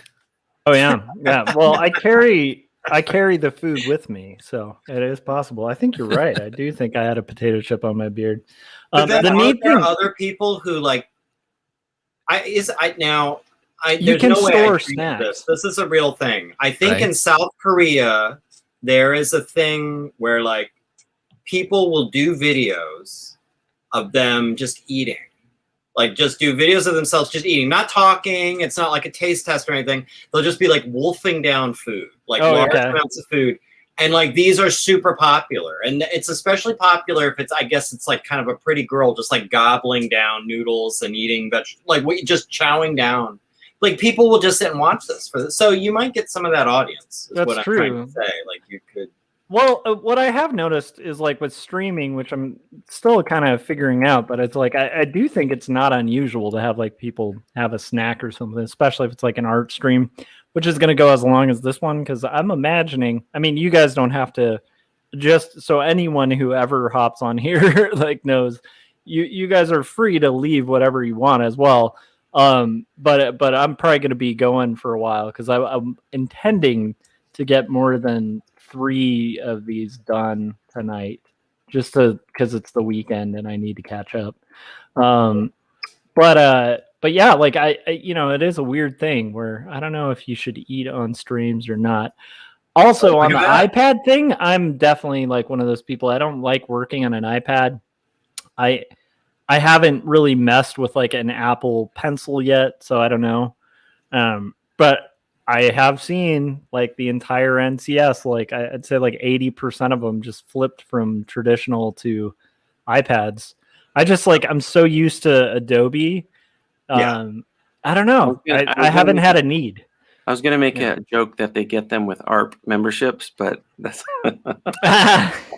that's also like if we want to get like inside baseball, that's definitely caps. Like for yeah, but see, Adam, Chris, and Corey are jumping in with the eating for an audience. Yeah. So I wasn't crazy. I didn't just hallucinate that. That's a thing. Yeah, I agree with Corey what he says. If you do eat on streams, do it. I think I think you just have to like rub the food on your face and just make it like an ASMR thing. Yeah, exactly. Yeah. This is the best food I've ever had. Yeah, I like that idea. I have a friend who's one of the funniest people I've ever known. He's actually a character in Two Stories Book 1. He's like the kid I drew comics with. Anyway, he was also like a drummer in like a band I was in as a teenager. And he used to do this thing, like we'd go to like a Denny's after a show, and he would like eat French fries, but he'd just be like rubbing the French fries and just being like, but he picked like the least attractive food to like, try to do the scene in a movie where somebody's like trying to seduce somebody with how they're eating. But he'd do it with like a French fry or something like oily and disgusting. Right. And sometimes he would just grab it and just like rub the food on his face just to like freak people out. It was one of the funniest things I've ever seen in my life was this guy doing it because he'd commit to the bit, like to the point where everybody at the table was uncomfortable. It was great. I love that. So maybe I'll do that on a future video. Corey was saying if you eat, if you eat on streams, do it right next to the mic while whispering about it. I like that idea. Right.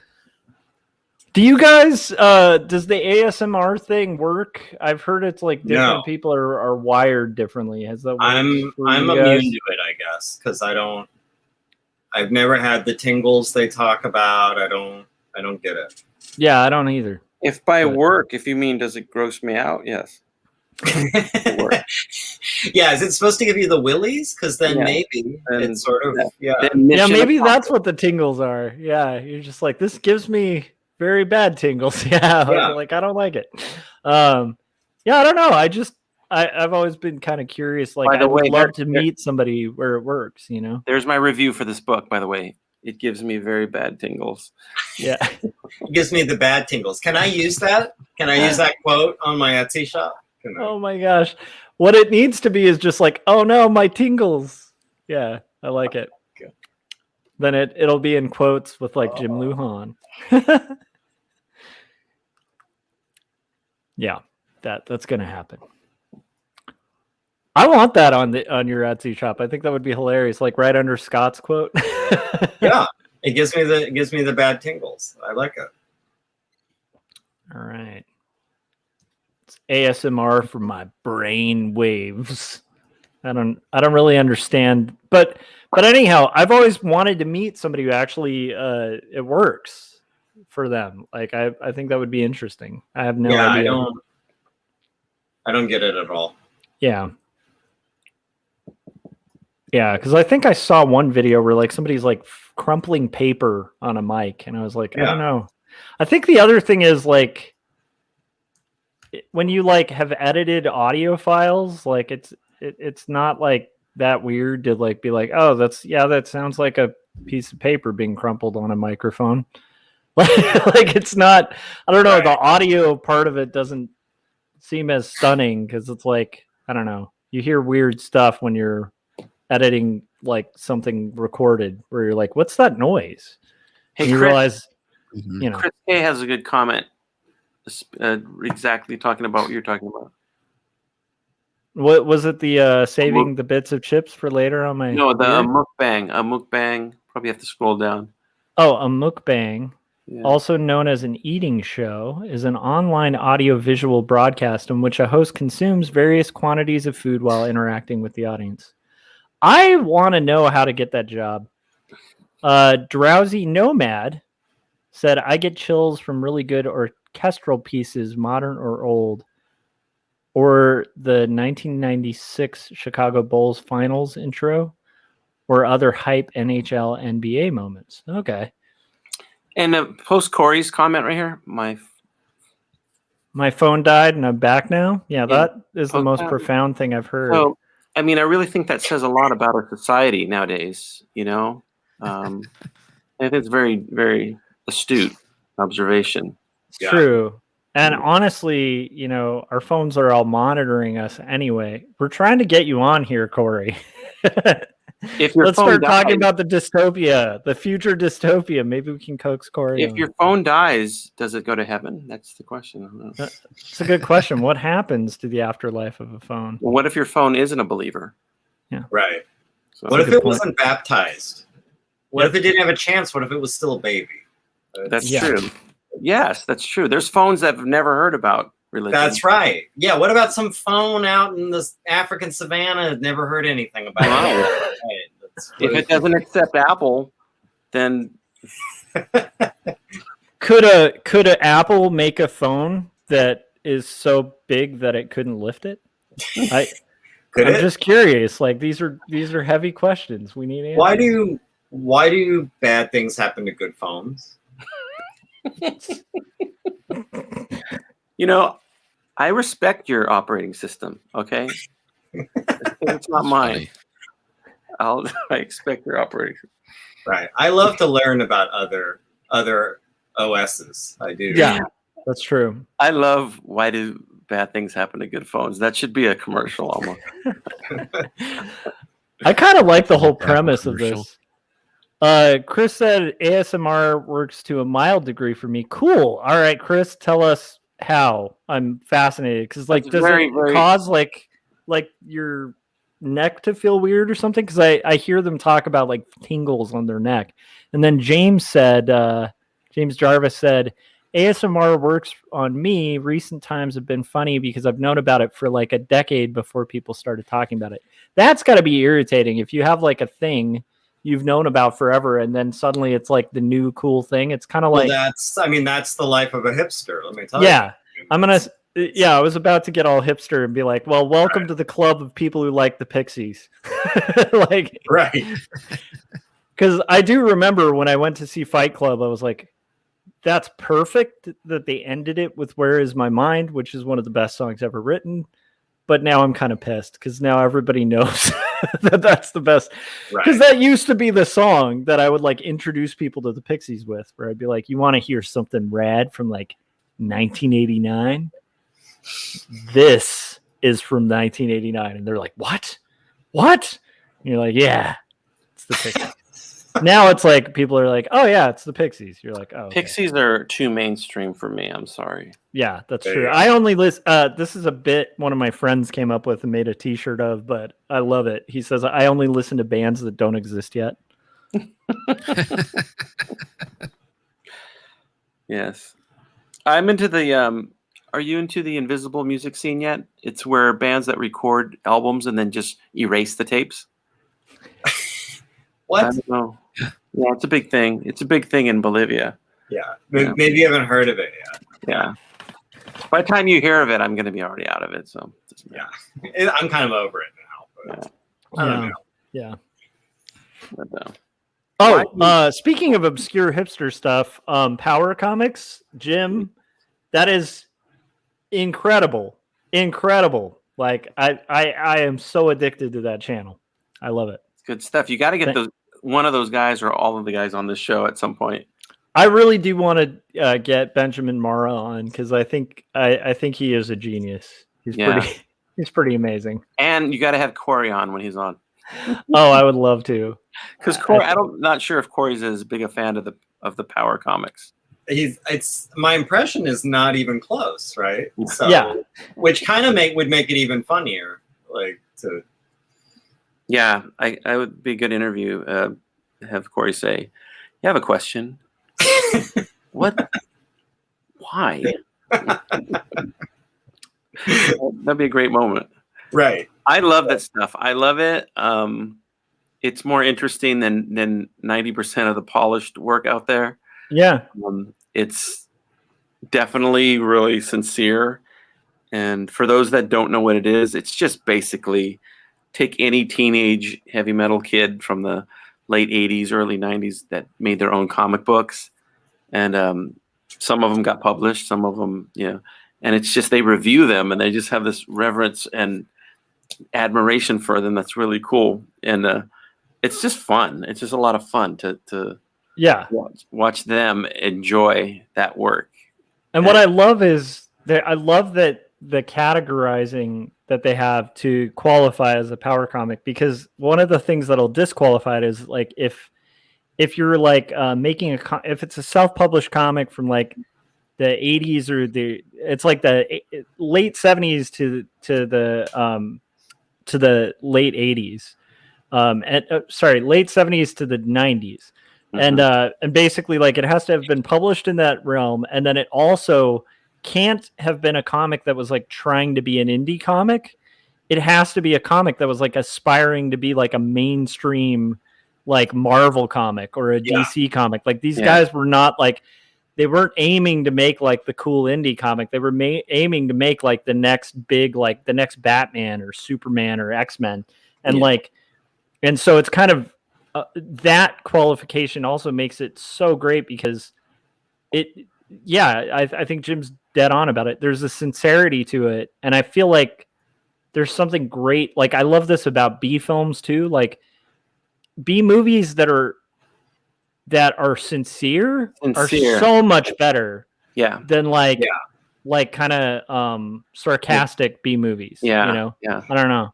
There's something great about it, Power comics always have heroes or characters with names like Mantar or like Thrust, like oh my gosh, I was so hooked. Like I'm glad you suggested it, because just that first one with John Tar, I was like, okay, I'm in. I'm on board for this. Like, it's amazing.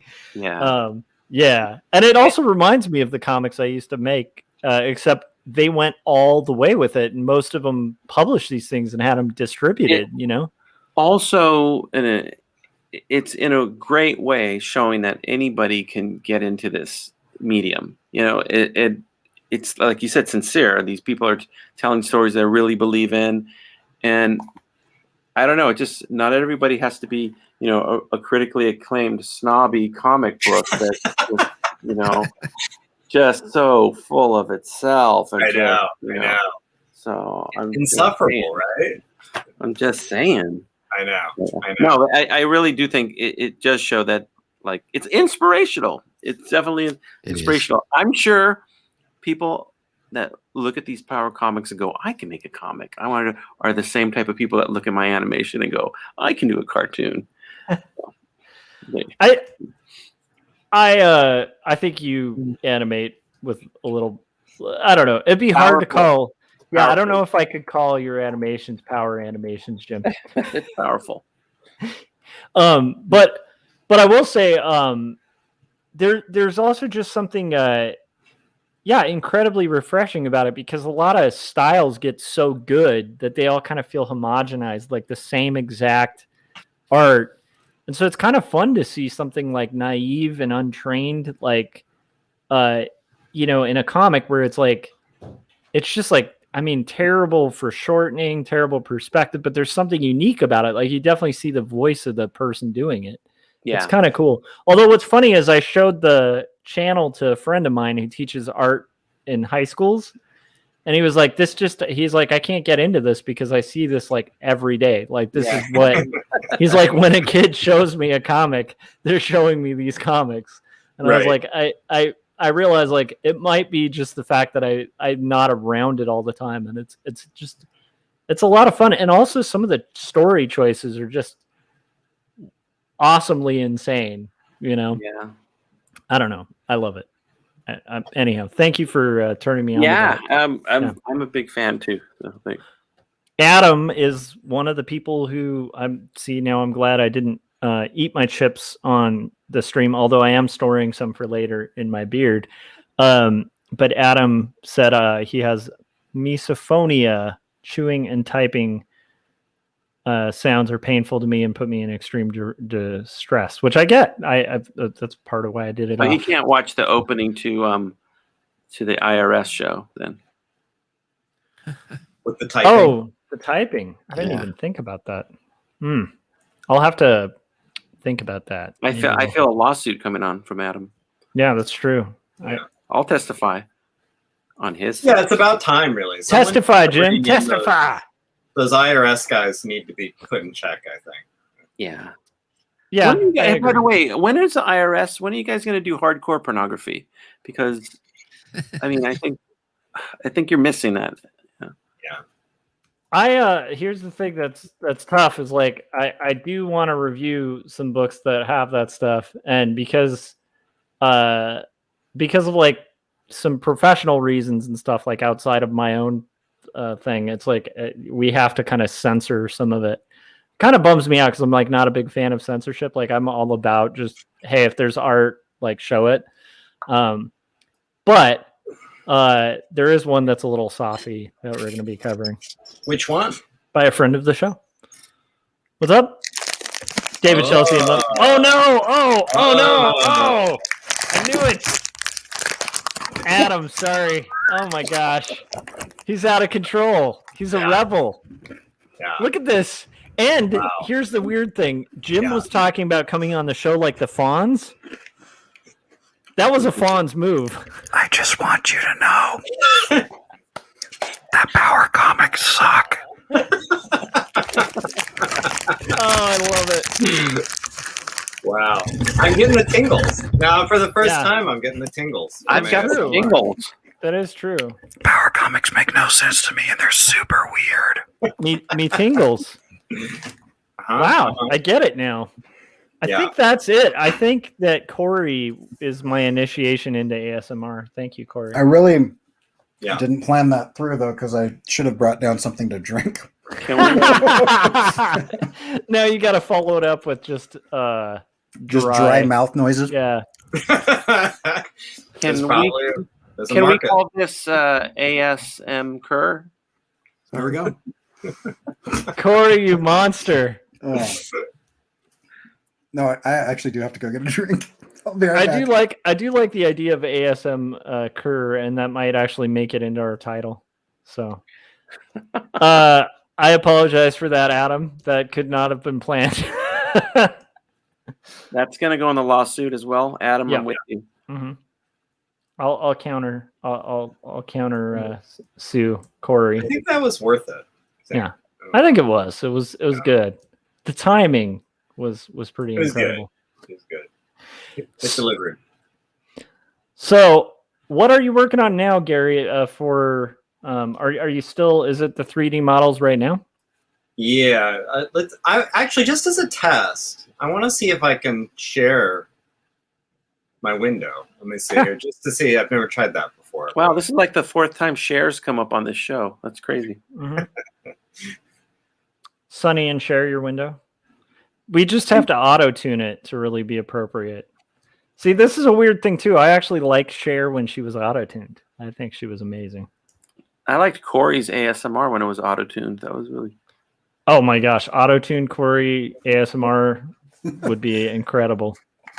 Okay, are you seeing, how did that work? I tried to share something, it looks like I'm backstage or something. Or wait, do I pick it? So if you go to, you can just go to share, and then... Okay, now we see your financial files now. Mm-hmm. Oh, is that my, oh gosh, is that all my, oh, there we go. Yep. Boom. All right. Oh my gosh. This is the video game, right? That is totally Cher in a building. I mean, she building. looks just like Cher.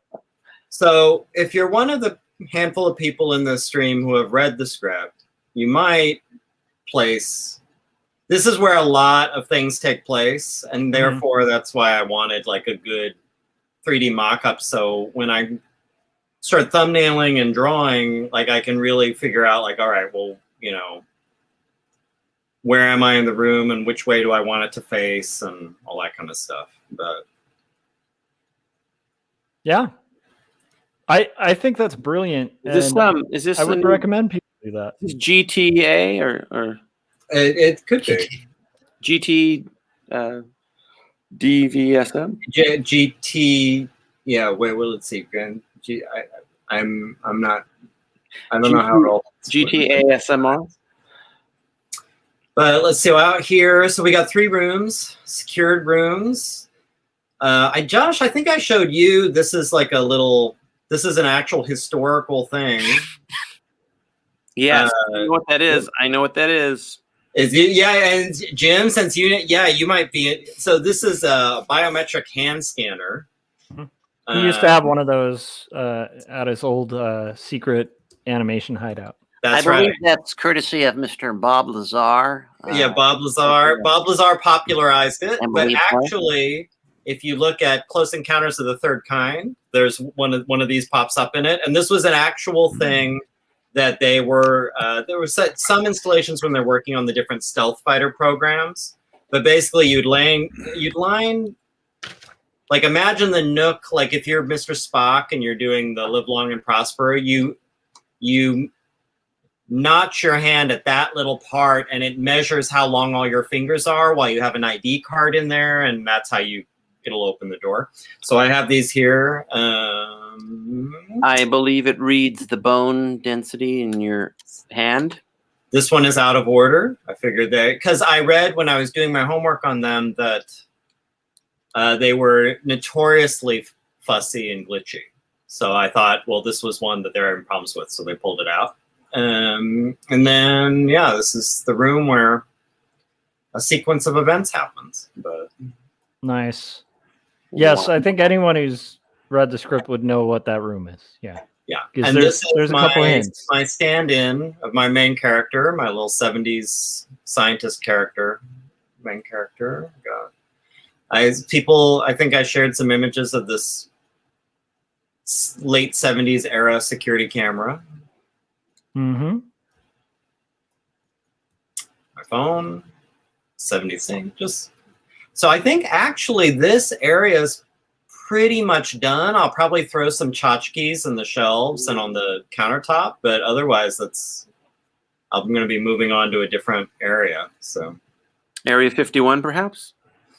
Not Area 51, not in this one. Yeah, Gary, we were talking about this at the top, but yeah, Chris was saying it sounds hard to build now, but so useful later. Yeah, for sure. Like so useful later. That's why it's worth the time for me. It's worth the investment because, if anyone tuned in late, there are a lot of reasons I like to do this. Some of it is just, I was talking about this with Jim just the other day. Some of it is just to have my own, like it helps me feel more confident going into drawing. But one of the easiest reasons to do it is like, if you hate drawing perspective lines, which I do, I've done it. I don't like to do it. If I can make it all in 3D and then I'm wondering like, well, how are these cabinets going to look if I do like a floor view? I can actually go down and when Corey animated I forgot the name of our own project, the Unchained Fists, Unchained Aggression. We did a project together. He mapped out we kind of mapped out the bar, so we can know where everything was at, and that's really helpful.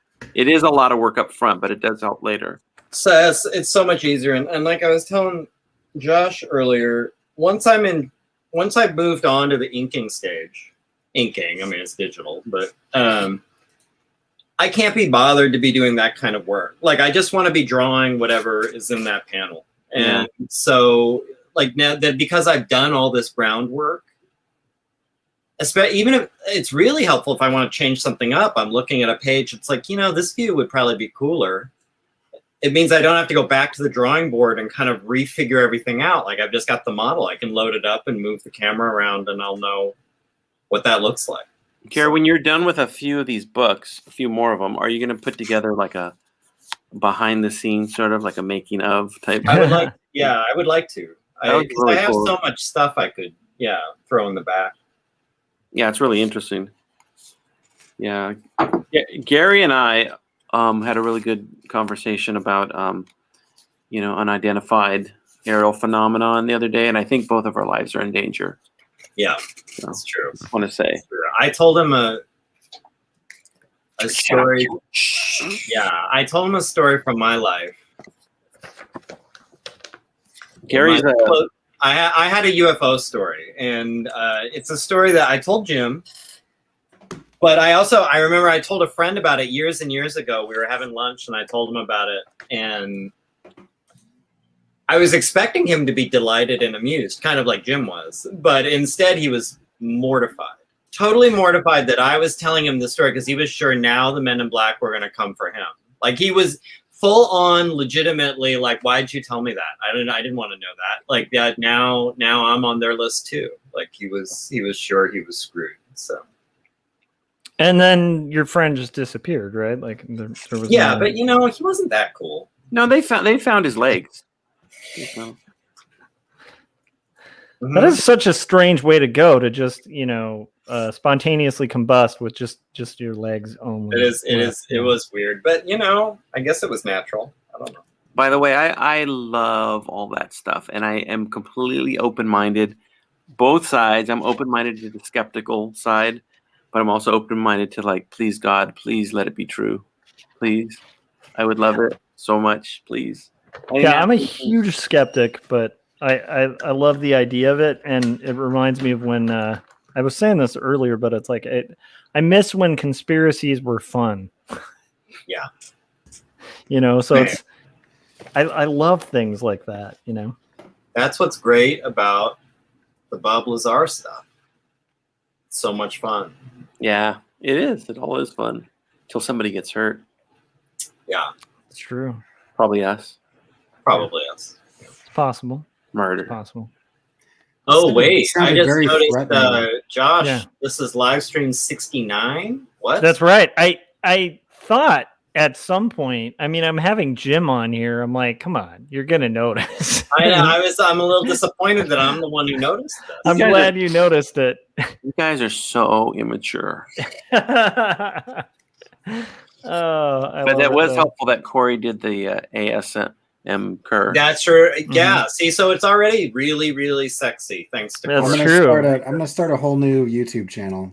Yeah. And the entire purpose will be to drive it to my OnlyFans. I love it. Right. I'm starting a new YouTube channel. It's ASMR, but it's only stomach gurgling sounds. So stomach. Kind of a it's like there might be an audience for that. Do you remember what it was like to be an impoverished artist? If you don't, come and listen to stomach gurgling sounds. It's a live stream of an artist's stomach just gurgling with hunger. So let me ask you guys this, because this, again, going back to the previous death warrant conversation I had with Gary, but I also mentioned this. My family, when I haven't seen somebody in years, they always ask me, Jimmy, how's the? And I think I talked to you, Josh, about this. Jimmy, how's the comics coming? How are the comic books coming? When I don't do comics, do you have any family members that kind of, I don't want to say belittle, but you know what I mean, like kind of like, hey, how's your cartoon comics coming, Josh? I'm comfortable saying this because I know he's not watching. My brother has yet to even read any of my comics. Like he's just totally disinterested, totally disinterested.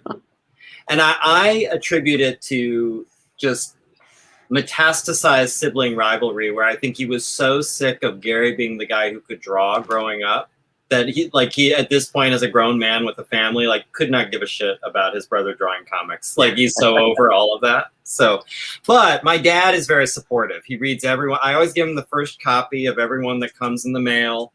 He reads it, and what I appreciate, like I figure, like, Chris, your dad's going to be nice.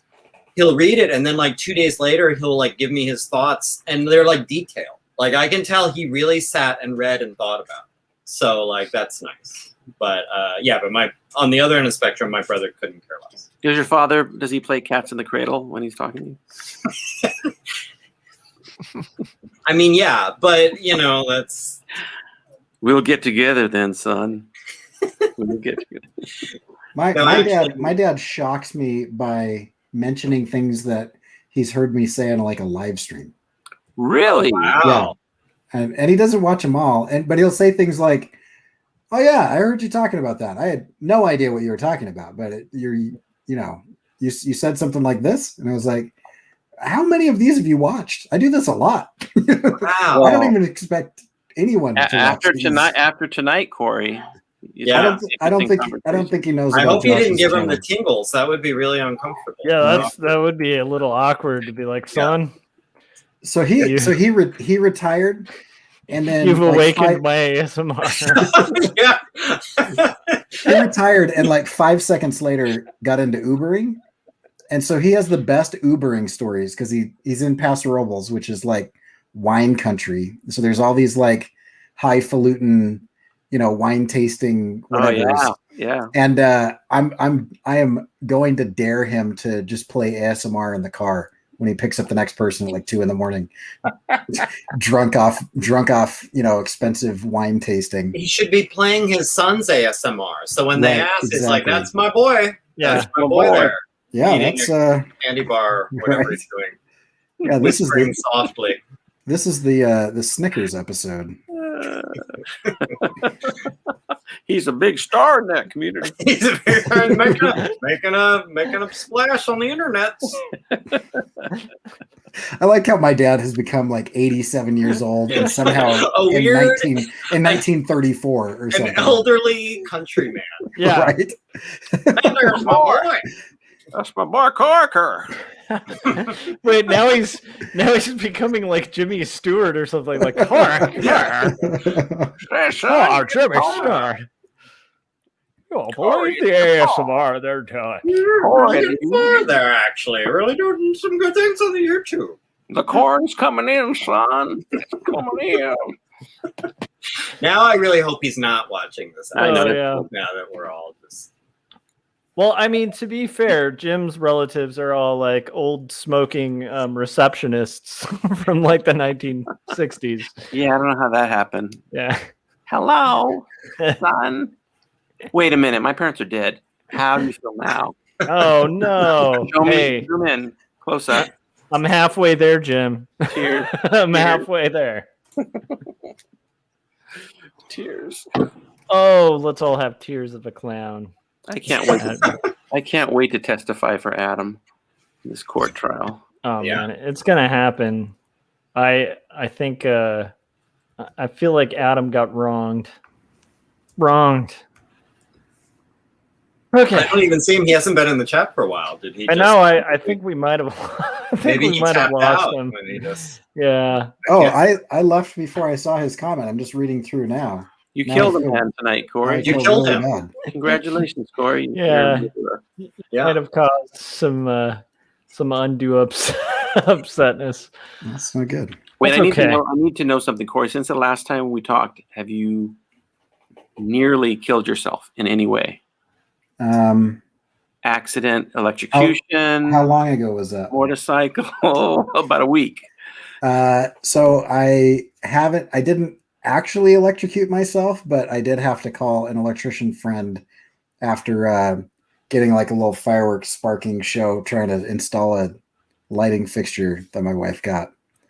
And there's like have you guys ever done that where you get like, I make sure all of my tools have like really thick rubber handles just because I understand how the universe works with my life. And so now I have needle nose pliers that have like an explosion white mark and then a black burn around that where the kind of sparked in my face. So that happened on Thursday. It's so like Corey Kerr's story, unsafe at any speed. Yeah. yeah, Yeah. I don't know. I just, whatever. It is what it is. I don't know what's happening. My wife, what story was I telling today? And my wife is getting really annoyed because she's like, and I started telling some story and I can't remember. ASMR one? Yeah, I was whispering it into a microphone, and then she had Yeah. earbuds in. While you were telling the story, were you opening a candy wrapper and like leaning toward like next to her ear? No, Or I've grown out just my pinky nail, and I just drag it across the mic. You just peppered the story with ASMR sound effects. Right. And then I went out into the snow. She started explaining to me that she will remarry. Like she refuses. She was like, and I'm not even gonna wait. I'm gonna remarry quickly. And I was like, all right, that's fine. Yeah. Yeah. That makes sense. So you got to move on. You got to pull your life together. Come on.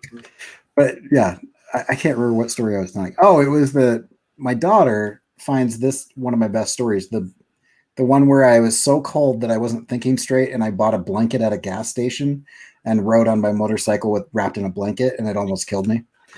So that was the story. Heard that story, Corey. Yeah, that's one of my better ones.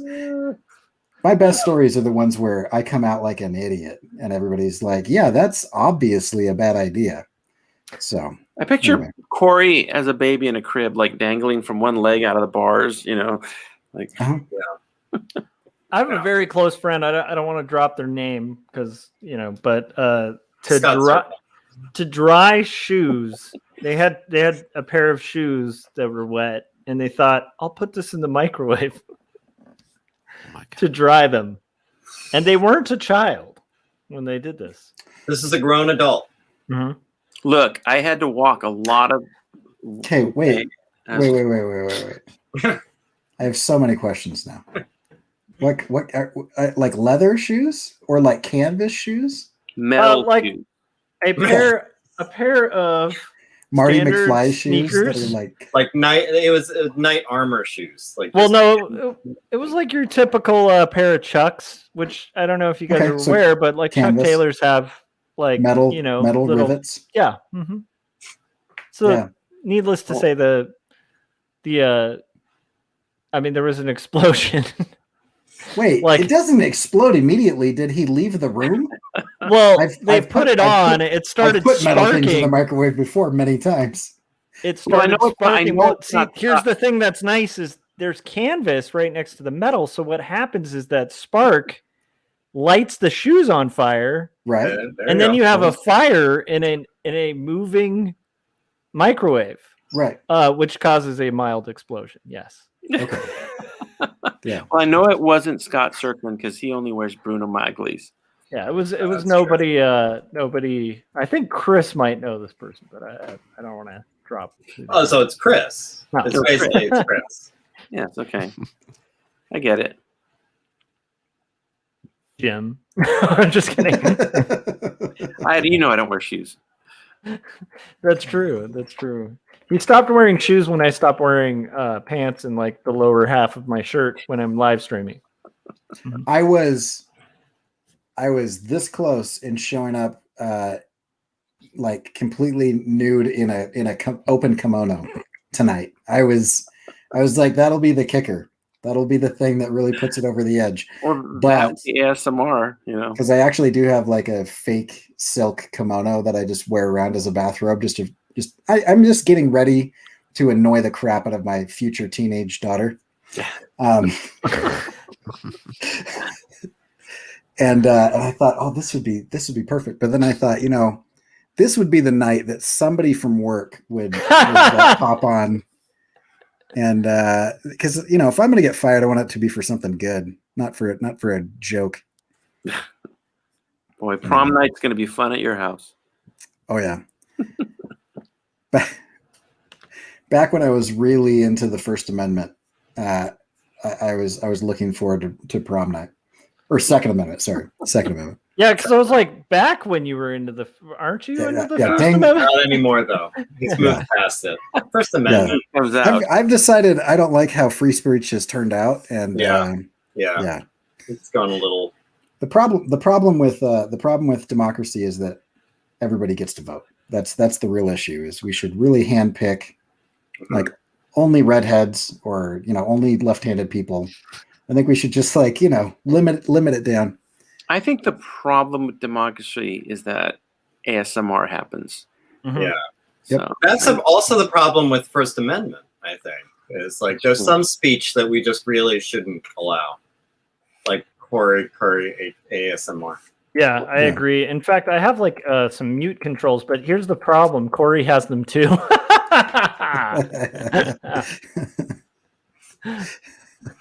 Hey, can you? We have mutually assured destruction anytime Scott, Corey, or I are on a live What if stream. you change the name of the show to the ASMR Casters? I just didn't like what he was saying there, so I'm just going to remove. So that was interesting.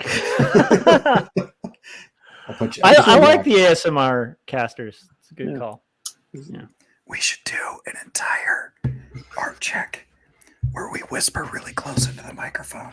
So you guys, I have to ask you. Yeah, I don't have anything. I can ASMR with some cat treats if that, Oh, geez, that's awful. Wow. Fittingly, they're temptations. That's pretty amazing. I just Come here, little kitty. Come here. That got weird fast. Are you feeling it? Is that? And the cat ran away. We got Frank. Frank said ASMR Kemble. No, this isn't just Kemble. This is a whole crew. Yeah. This is my ASMR club. I don't know if I told you guys this, but this is actually how I met Jim. And my other name is ASMR Kelly. Yeah. This is back when you guys would go to a seafood joint and do ASMR with clamshells, right? Yeah. So like That's what that pre-internet, we used to hang out and just do ASMR in like a Talkboy recorder. But that's back when you used to have to do it, in like a back room at like a secret underground club. But now that it's out in the open, everybody ASMRs everywhere. I'm working on some ASMR for deaf people. So yeah, that makes sense. So does anybody actually know what ASMR even stands for? Because I have no idea. I don't know. I know my sister-in-law is really into it. That's so crazy. I mean, it's interesting to me because the people who like it, like really, it does something, and it's like a weird thing, and I'm mystified by it. Autonomous sensory meridian. Sorry, yes. It's 2 a.m. Autonomous sensory meridian response. Okay. Sometimes autosensory meridian response. Okay. I prefer a median response rather than a meridian. So I have ASMR, but it's just more of a different M. I want to show you guys the first image that came up in my ASMR image search on Google. I prefer the military response to ASMR. That's so dark. If it had one more S, it would be Ass Mister. Just that looks a little bit like a flying saucer on Corey's. I do have to ask. Yeah, it is. I'm abandoning the thing I've been working on for like 4 months, and I'm going to be doing this interesting little animation about the government using dinosaurs to fight aliens. I think I'm the first one to do it. Your life's in danger. That sounds like a really good comic. It's bold, yeah. No, it's an animation. It's totally different. Okay, I like the idea of an animation of it. I think you should have it set in different time periods too. Oh, that's a good idea. Yeah, I could do it really character driven, and maybe through like an interview or something. Yeah. A lot of conversation sequences. Yeah, right. I need to say thank you to Chris for giving me props on. I agree. My ASMR Kelly was a legendary joke. I think we all should take a moment to think about it. I believe that joke can fly. I really do. Yeah. The stream is out of control. It is. We're losing brain cells. I was out in the sun today, so I'm a little heat addled. So yeah, it's It's weird. I think I just had a vision that, like a hallucination, that I was doing ASMR with cat treats. I mean, I never would actually do that. But for a second, I was like, did I do that? No, that's the sun talking. Right. Yeah. Yeah. When the sun talks, you've been in the sun too long. So. Yeah. Let me tell you, I was working on a house today that needs to be kind of renovated. And it's Phoenix, and the AC is not working. For 3 hours, I was tearing down shelves and pulling, like, taking trash out and everything. Well, that's great that you guys picked like the week The where we're hottest having day, a record heat wave that happens to be hitting a good percentage of Arizona too. Like I felt good about it. yeah. At least I hope you waited to the hottest point of the day. Mhm. You know, it was funny. I know what you mean, and I feel you on the heat because I was out on the river today, and it was like 84, and it got up to like 86. No wind, and so yeah, it was rough. Yeah, it sounds brutal. Yeah, I was gonna say, Corey, just when it starts snowing, man, prepare. I've got to get my barbs in now. Oh yeah. But I will say I also am so glad to hear about no air conditioning because it's my second day of living in a house with functional air conditioning, and it's like it feels like when I first tried like top shelf liquor where I wanted it to be horrible. I wanted like Jameson Gold to be as bad, like just as normal as like Jameson, like, and they're just overpaying for it. And then I had it and I was like, oh, it actually is like a million times better. This is annoying. Like you want them to just be getting ripped off. I have the same thing with like the swamp cooler we lived with for so long. We're just like, yeah, this isn't bad. This is workable. It keeps the house cool. 2 days into having AC, I'm just like, I have no idea how we survived. It's so nice. Yeah. It is so nice. I feel that way about microwaves. Yeah. We just never bought a microwave when we got married, and we just lived for like 6 or 7 years without a microwave. How do you? I don't even remember how I dried my shoes before. Yeah, right. I was gonna say, how do you dry your shoes? Yeah, for sure. Yeah, what you do is you take them and you tie them to a ceiling fan. Yeah, I did that, but it kept hitting me in the face. Hey, Corey, what size shoes is your microwave? Okay, if between 6 and 9, it's 2 minutes, and from 9.5 69. Yeah. Wow. I heard someone's wife in the background. I'm not sure who that was. That was Leanne. She went, or she sneezed. One or the other. I'm sorry. You need to apologize for sneezing. So good. No, it was perfectly timed. It was really well timed. Is she bugging you? The dog? Nope, dog's here. Dog's asleep. She bugging you? No, she's fine. That dog is an awesome dog. Oh, I thought of you today, Josh. I don't know why, but there was this moose, like a full-size moose, and the smallest baby moose I've ever seen. Just drinking out of the river, and then this drunk kayaker trying to paddle towards them, and I was like, everybody in my group, I was like, get on the other side of the river. Yeah, this is not going to go well. Which moose reminded you of Josh? Yeah, the baby moose. Was it always, the facial hair? Always the baby moose. Yeah. Yeah. Did it have a unnaturally thick beard? Yep. Yeah. Was moose? Did this moose have a book for sale on Amazon? I thought of Josh because I don't know why, but every time I bring up moose, Josh gets really excited about how deadly they are. Yeah. So I think it's because when you were talking about kayaking, I was asking if you see moose, and you were like, "Yeah, totally." And I was like, "Aren't those like super dangerous because they're huge?" Yeah, and way, like the plural is mice. By the way, Mises. The best moose reference anyone can make though is like, the whole like a moose bit my sister once, like in the credits of Holy Grail, Monty Python. That like that whole story about like moose, like what are you talking about? It's so brilliant. It's so good. Yeah.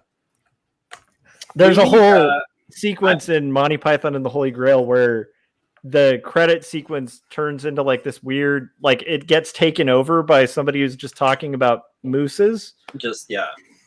And then the names start becoming like moose names and stuff. It's so good. It's awesome. I feel bad. I cut Gary off. He was in the middle of a story. Yes. Was I? Yeah, something about a house without air conditioning that you were working on. Oh no, it's just that I was in the cabinetry. So I think you were digging a foundation or something. No, just that I was in the heat all day. So Oh, okay. yeah, I think we're all a little punchy. It's late. It's hot. And Gary finishes his story. And he goes, "Oh yeah, let me finish." And it was hot. Yeah, and it was hot. Yeah, That's that's what you interrupted. The big punchline. Oh, I was it's sweating. all over now. Gary, is it Arizona stays on not daylight? They don't do daylight It savings? never changes. I wish we were that way. Yeah. We- I wish We were like voted for Right. it, and then for some I think the voting the way it was phrased on the ballot sounded like it was like, oh yeah, we're gonna just get rid of it. But and I realized we passed that, and then I looked at it more carefully, and all it was like, we're gonna form an exploratory committee to talk about the possibility of getting rid of this. And I I'm like, love that. I love that sucks so bad. California makes you vote to explore an idea. Right. That, and the funny thing Point is, of that. the idea is very popular. Because every person on that committee, that exploratory committee, got paid $250,000 a month. That's Yeah.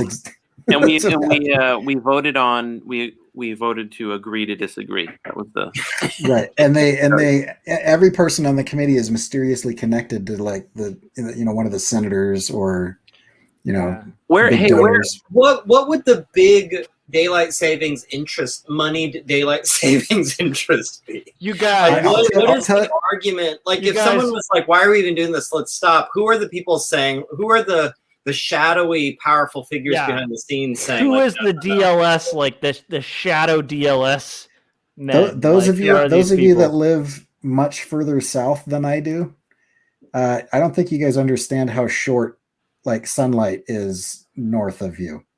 Well, I can get it. Like in those, but California, I don't Right. care. shouldn't really matter, right? I think Yeah. daylight saving times is stupid, but It that's is. also because I'm not a farmer, Right. But also that's everybody's argument is like, well, it's for the farmers, and I'm like, farmers work for themselves.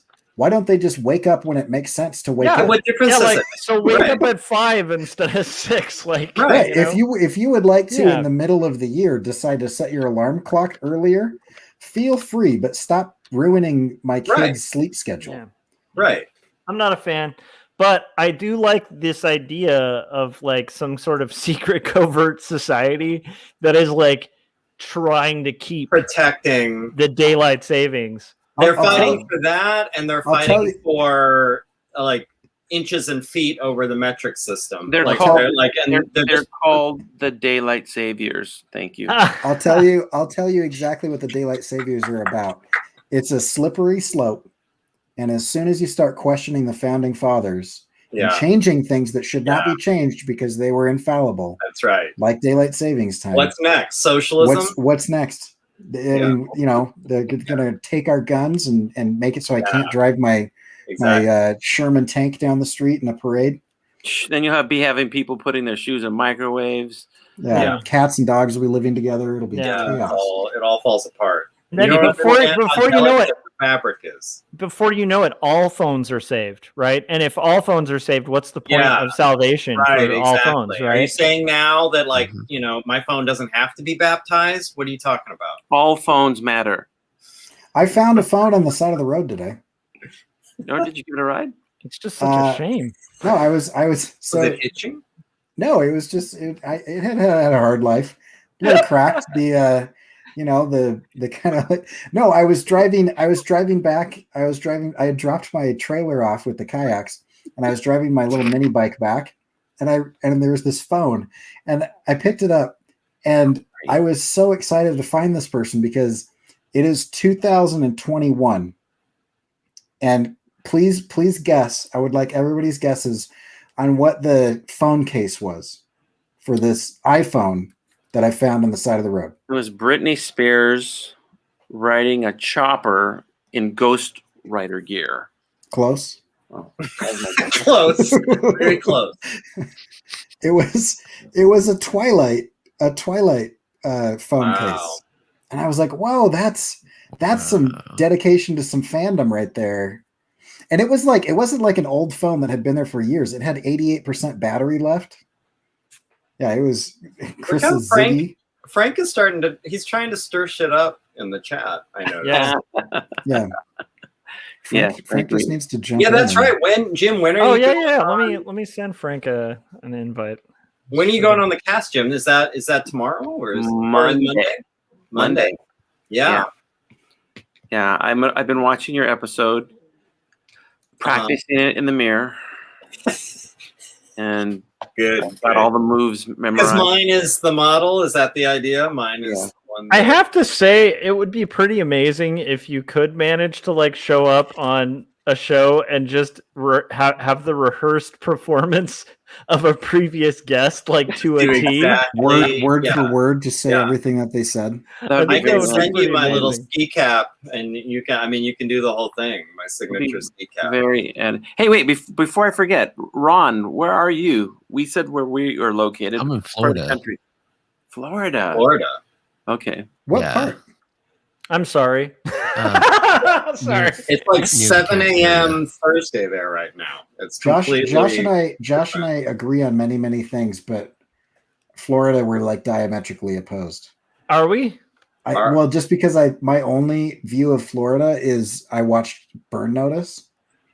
That's like the only thing I know about Florida, other than like the Florida man craziness or whatever. I don't know why California makes fun of Florida because we're like twins separated at birth because they were shaped the same. We have weirdness over here. We both love oranges. We have beaches. Yeah, it's like Danny DeVito and Arnold Schwarzenegger. And twins, exactly. That's the twins. J-Lo owns houses in both, for sure. So. That was the perfect set of twins you could have chosen. That was perfect. Especially because one of them was the governor of California. Right. It worked on a few levels. Danny DeVito. Yeah. That's pretty There's good. a line in that movie that was like, so you're saying that you got all the amazing genetics and I was just left with the shiz. Oh, that's great. I don't know. I've never been to Florida, but what part of Florida are you? Well, I'm not even born here. I'm from St. Louis, Missouri. I just moved down here once I got married. Yeah. I just always but I live Florida. Florida's always the butt of every joke I make about states, and I feel bad about it. But I tease Florida bad. Yeah, and I don't know why. It's just I don't know. I really don't. I'm trying to think what I know about Florida. Yeah. Hey, here's everything I know about Florida. You can blow up all the cars that you want, and the cops never care. If you wear a suit with no tie, you will not sweat, no matter what the temperature is outside. And there seems to be a lot of very jovial, likable criminals. Yeah, well, this is Burn Notice knowledge. I guess. No. That's Burn Notice knowledge. But you also would have to ride jet skis to catch criminals, which is straight up Miami Vice. That's what I know about it. I know Miami Vice. They're also, and I know CSI Miami, I guess, a little bit. I know there's a lot of serial killers out there, but they find them with very believable CSI techniques that like Gary totally uses. Plausible, realistic, and not only that, they all seem to be sworn. They're like making arrests and carrying guns. The text, all serial killers in Florida bury their bodies in peat moss to preserve the evidence as much as they possibly can. Oh, here's an actual fact, trivia fact. Did you know that all serial killers, all of them, are at some point traveling between Florida and California? That's an actual fact. Yeah. Google it. Yeah. Actually, Bundy, is that where he was arrested, Florida? Or is that, where was Ted Bundy? Why do I have Ted Bundy in Florida linked in my brain? I think, wasn't he on Married with Children? Yeah. Right. Yeah, he had his wife later moved to Florida and was in Burn Notice, I think. It was in Burn Notice, full circle. Yeah. I'm sorry, Ronnie. What part of Florida are you in? We've asked him like 6 times and then interrupted him every time. Where? I'm sorry. What? Around Tampa. Around Tampa. Okay. Now I have to get a map because I don't know. No, Ron. I don't think you understand, Ron. We need the actual address. Yeah, give us directions if you have it. We're all coming over. What the house looked like? Do you leave it at the door unlocked, or? Ron, what's your pin on your? No. Oh, okay. I forget that Florida is a giant peninsula sometimes. I know that's a stupid thing to say, but like, I was gonna ask, are you near the ocean? But like, is anyone not near the ocean in That Florida? is that. I don't know if that's a great Florida question. Yeah, it's not. Tampa Bay is the city of champions. I'll have you know. That is Champion good to know. serial killers. Like Huh, Alex that's Craig cool. No, Bundy. not with, unlike Gary with the sun, we had a lot of flooding because of the hurricane recently. Oh, Oh, yeah. wow. Geez, so what do you like about Florida and what do you dislike about Florida? I always like asking that to people who live somewhere I'm less familiar with, you know? Unlike St. Louis, Missouri, where I was born and raised, during the wintertime, everything was closed. But at least here, everything's open almost pretty much all year long. So if I want to go to a theme park anytime I wanted to, at least I can. Yeah. That's cool. true. Yeah, Yeah, stable weather. the theme parks are pretty badass too, actually.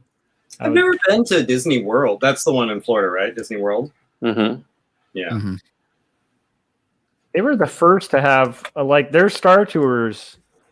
I always envied because it's way cooler than our Star Tours used to be. Now we have like Star Wars Land, which is rad, but it was like for the longest time I always wanted to go to their Star Tours because when you get off, you're actually on Endor, which is pretty badass, you know. So they had like walkers and stuff on there. I always thought that was cool. I feel like all of the theme parks, they have like a little micro version of stuff in California and then like the big stuff in Florida. Because like we went to Universal Studios because my daughter was really into Harry Potter. And they were like, they were even saying like the workers there were like, yeah, it's cool. But the one in Florida actually has all of this stuff that isn't here. I'm like, why are you telling me this right now? They're like, yeah, we've got like 30% of what they've got in Florida. Basically like Diagon Alley is like, it's about like 6 feet long. And there's like 2 shops, one on either side. And then they're like, yeah, but in Florida, we've built like the entire UK, the magical realm of the UK. It's as big as Britain. It's 1-to-1 scale. Yeah, 1-to-1 scale. You drive around in a train for about 3 days to get to one part of Hogwarts. Yeah. I don't know. Is land's just it's like everything is gigantic in Florida compared to like the micro version of whatever it is in California. Some of that with the theme parks was like a big ruse by like there's this whole long interesting story about how Disney acquired that land. And it's crazy because they had all these shadow companies with like fake names that bought like different sections of the land till they ended up acquiring like a giant city, you know. Like I don't believe it. I don't believe it because Disney is always above board. They're one of the most ethical, moral companies I've ever. 100%. Yeah. And Mickey Mouse is completely unique and right. Never been done before. And Walt did all his own animation, like at the very beginning of the. And not only that, Walt was just a good and kind and decent man. 100%. I'm pretty sure he invented animation, didn't he? Mm-hmm. Yeah. Wow. Yeah. He also, gave blessings to children and saved every cell phone that came to him. There you go. Did I miss the cell phone saving joke? All the lost phones. I don't even know how we got to. Yeah. What spun us off into the cell phone salvation thing? I have no idea. Bad things happen to good phones. I think we got to bad things happening to good phones, but I'm trying. What made us start talking? I thought one of you guys jumped in with, what about phones that never got a chance to be saved? Or, you know, like, I mean, but I don't even know how we ended up there. We just started keeping the minutes. I feel like somebody should. I don't know. I was running around town. We realized this. No, never mind. I was going to say we realized that my son's birthday was tomorrow, but we've known that for a while. We've realized several years. We discovered that suddenly. We finally got a letter back from the hospital. Thank God for Google. Yeah. So right, seriously, yeah. Oddly enough, he's well known enough that his birthday is on Google. But No, it's kind of snuck up on us, and we're really sleep deprived and tired.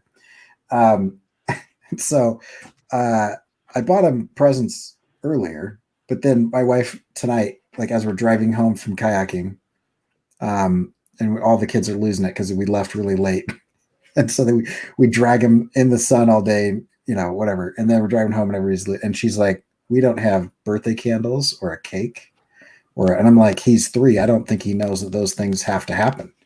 Those are, that was my argument. 3? He's turning 3. He speaks like Yoda. I worry about his cognitive development. Where that baby is, Mom? So yeah.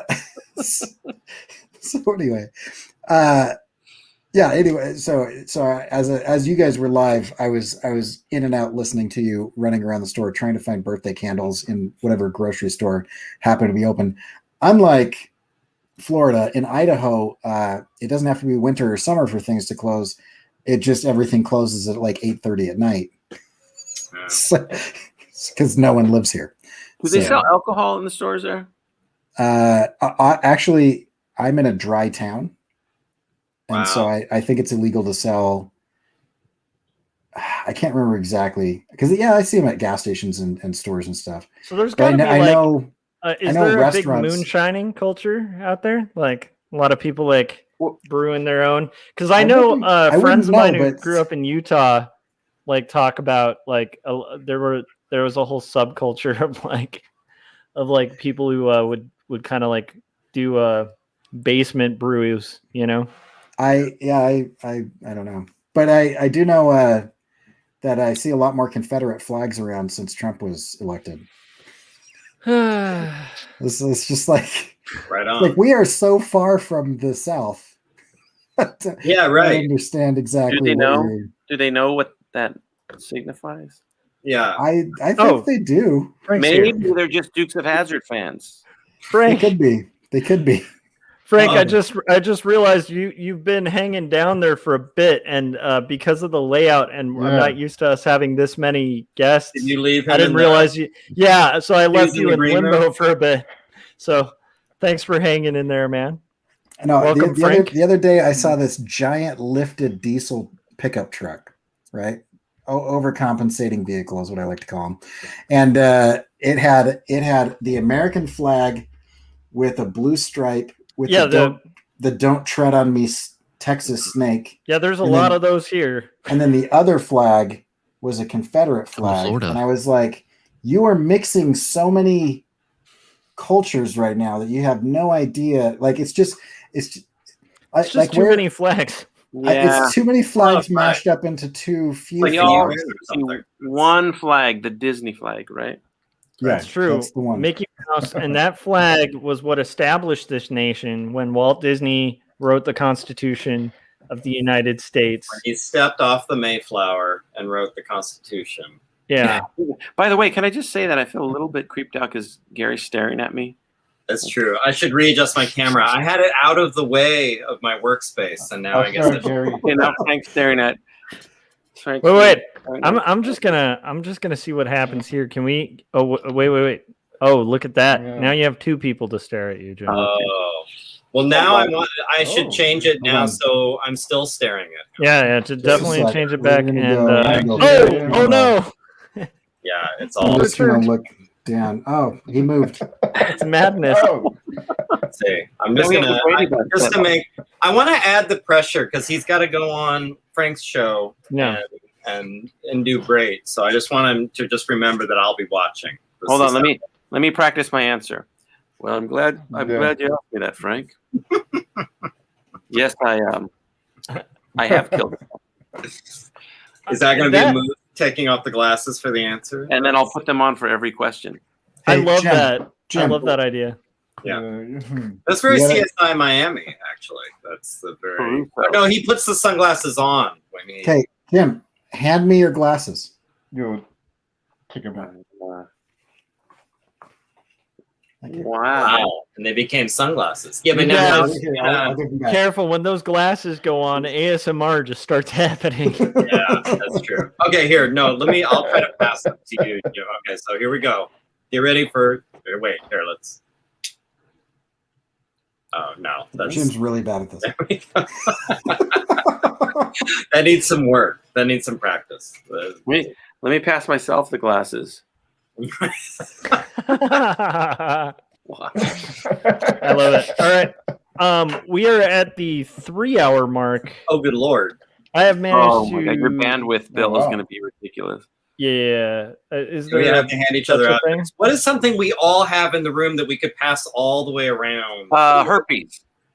Yeah, that's completely true. And you guys, this is episode 69. I'm Have just an saying. artist glow. Episode 69. Nice. That's right. Oh my goodness.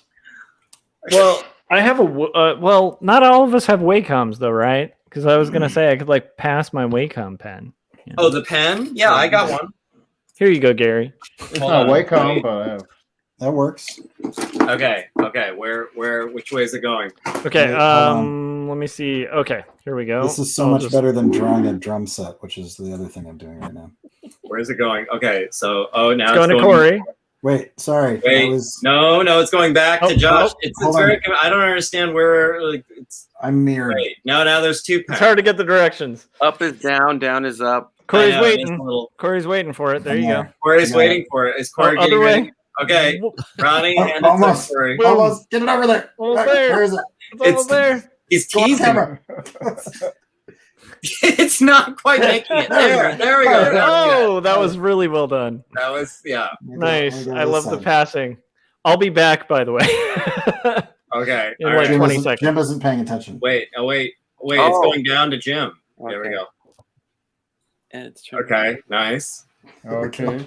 It turned white.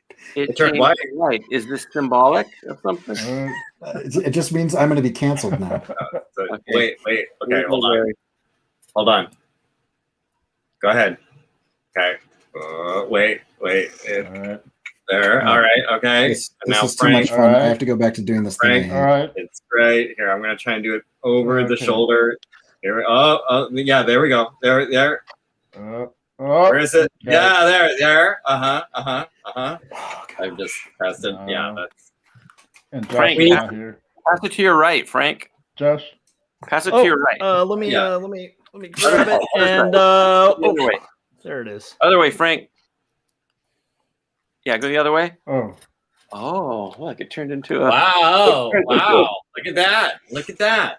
Wow, I love that. It turned into a I think very we all detailed agree that book. was totally worth it. yeah. I feel like that was like we should be charging admission for this live stream and the Yeah, content that we are providing for no Yeah, cost but- whatsoever. Yeah. I have a copy of 97. If you have enjoyed this, please join my OnlyFans ASMR. This is the dark secret that's revealed on episode 69 of this. I have is a that question. How much Corey has subscribe to a Corey's secret ASMR, and OnlyFans how much is ASMR. it to never hear his ASMR ever again? What are the two tiers? That's a good point. That's a good point. Like, what I- amount of I- donations? Okay, I have to tell you that my daughter, who is a mercenary, she is 11 years old and will do. She sells everything. One time, she had this business idea. Dad, what if I knocked on people's doors and just started screaming at them while holding a sign that said, "If you give me $1, I will leave." Oh, I love it. So she's a little mobster, basically. I mean, that's I was the, like, hey, I've thought of this business model. Like, I'd go to places and be like, it's a shame if you don't have protection and something Look at that. happened. right? Yeah. Mine is too far away. But I was like, okay, but just please don't do that in our neighborhood where I know people. That's, Yeah. Please don't get us spoken to. Mine's in the garage. the creepy pickup artists that like borrow their friend's kid to like pick up women in the park. She's like, hey, can I take Maddox out? Like, why? I'm selling lemonade, and he's cute. I'm like, that's I don't know how I feel about this. Pretty. She's, she should look into like a future in Social marketing. engineering. I'll tell you what. If you guys want to buy something, she will sell it to you. She has a. She keeps asking me for money. I mean, you guys know the whole Jason Brubaker thing. Like, I have a bunch of his books, and I was like, she's like the other day, Dad, can you give me some money? I said, I know you have money. She's like, I know, but I don't like to spend my own money. I like to spend your money. And I said, well, how about the giant inventory of books in the garage that you could sell to anyone and make whatever money you wanted? So every time she asks me for money now, I'm like, no. And then she goes and just sells enough books to get the one thing that she wants. I'm like, why don't you sell all the books? Just sell all the books. Corey, I'll make you a really good deal on 2 stories. If you want to Yeah, copy. that's true. Oh yeah. Okay. I hear Jim has a good rate on it. Yeah. I bought that full price about 5 seconds after it became available. As did I. And now, it's what is it now? $5. Sorry, guys. Yeah, I totally screwed you all on it. It No really way. was just It's valued worth at it. It's $3. worth full price. Anyone who I was hasn't bought it yet excited should buy to it. do so. Joshua Madoff. That's true. It's my big Ponzi scheme. Right. I was really Big hoping to Ponzi just scheme. crash the entire U.S. economy. That's the plan. Yeah.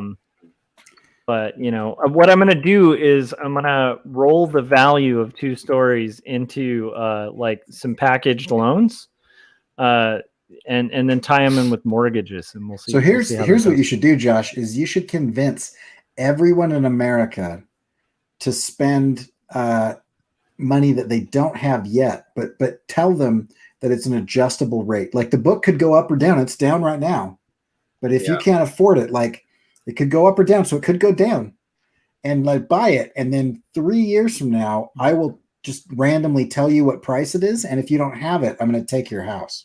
Yeah, well, 100%. I don't know if everybody's aware of this, but the second you purchase 2 stories, there's like a lien on your home. I just wanted you to know. Why not just do it like a That's in the speculation fine thing? print Say in the like book. it's low now, but if you buy it, like the price is only going to go up, and you could like make it like a weird Bitcoin or something like that.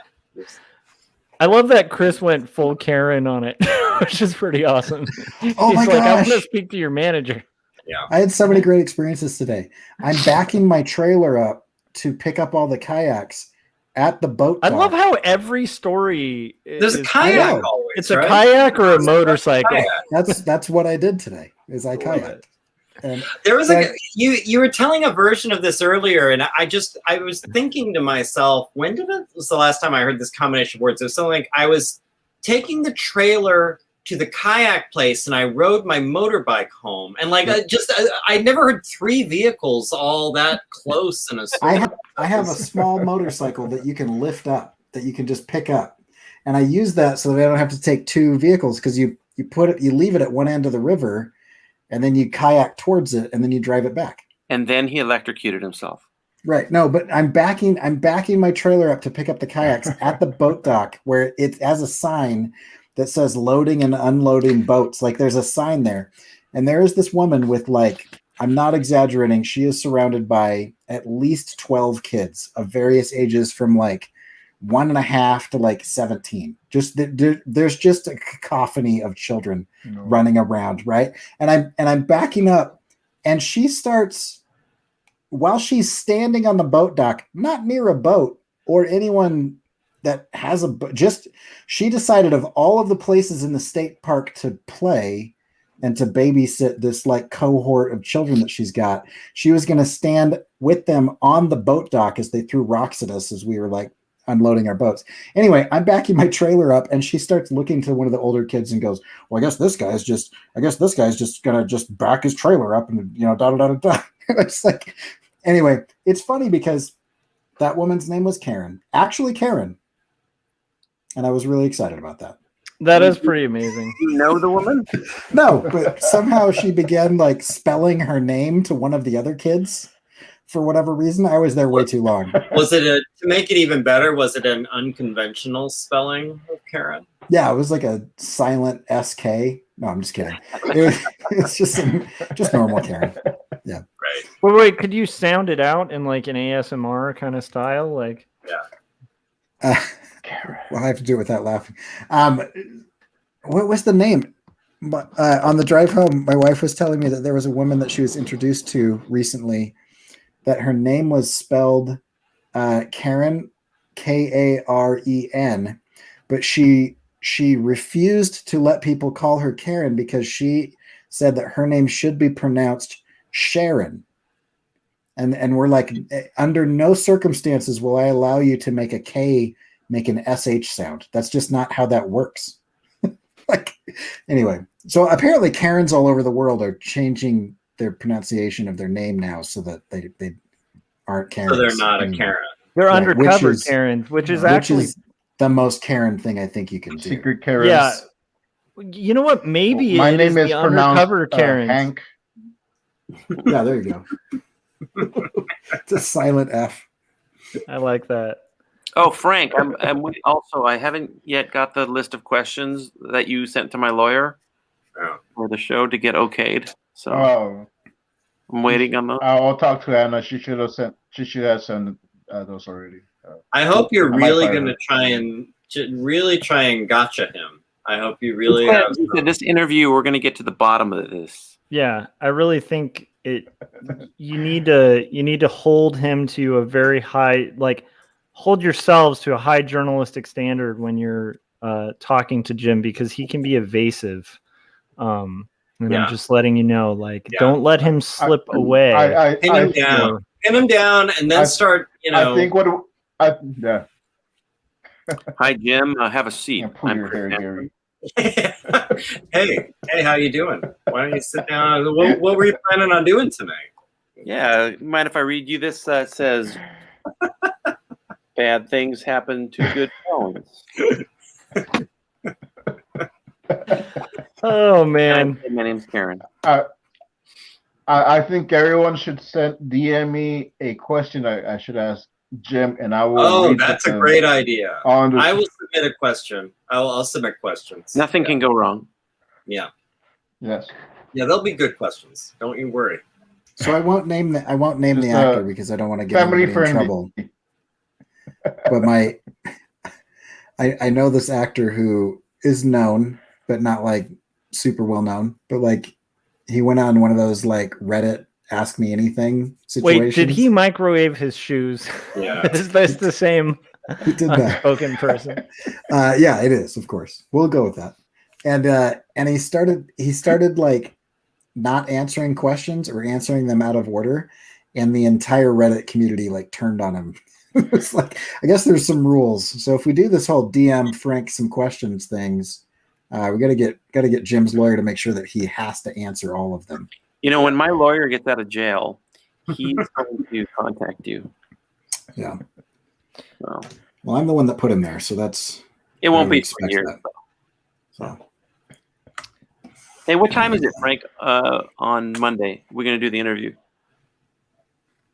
Oh, 9 p.m. Central, my time. So 4 a.m. my time. I'm not sure what time. Oh, okay. You'll be just bright-eyed and bushy-tailed and ready to. Oh, wait a minute. 9 p.m. Central? That's 9 actually p.m. my Central. first question.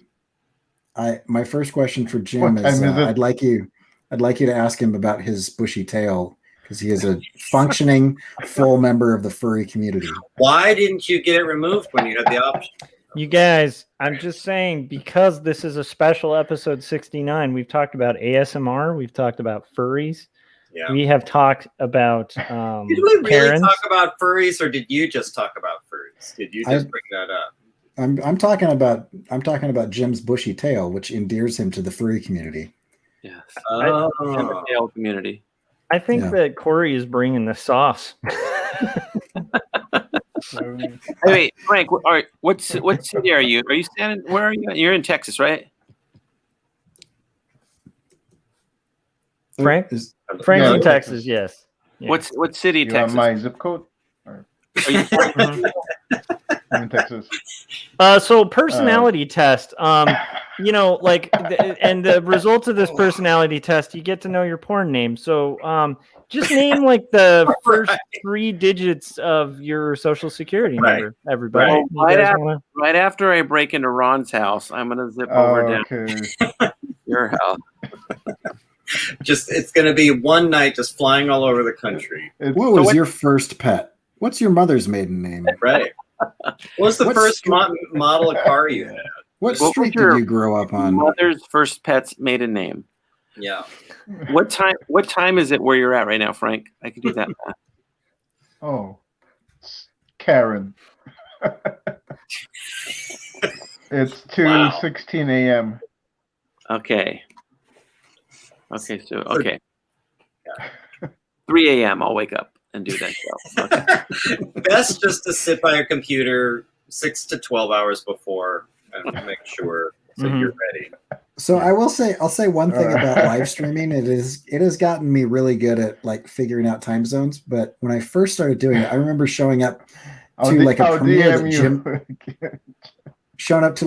that Jim was doing 2 hours early because I did it wrong. And I was like, hey, why isn't this going to start? And he's like, dude, it's not for like a couple hours. I'm like, no, you said it was going to start at this time and you're 1 hour off. And I had gone in the wrong direction. Anyway. I'm really bad at figuring it out. And I hate to all Google of it the, every time. A friend of mine teaches a design class in Pennsylvania. And she asked me to guest speak to her class, via geez. Zoom. And I think it was like an 8 a.m. start, which is crazy early for me in Arizona.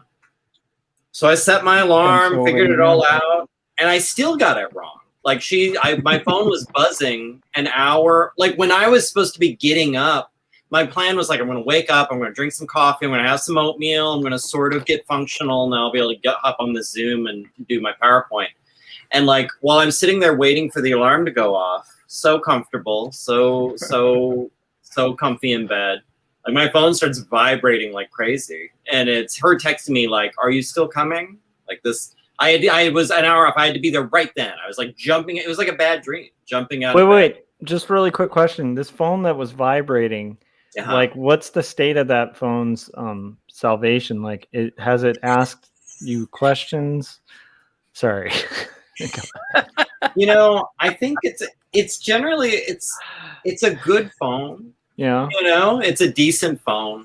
I think it's nice to other phones. Okay, so it's a pretty good phone. But if I'm well behaved, it's probably going to hell. Yeah.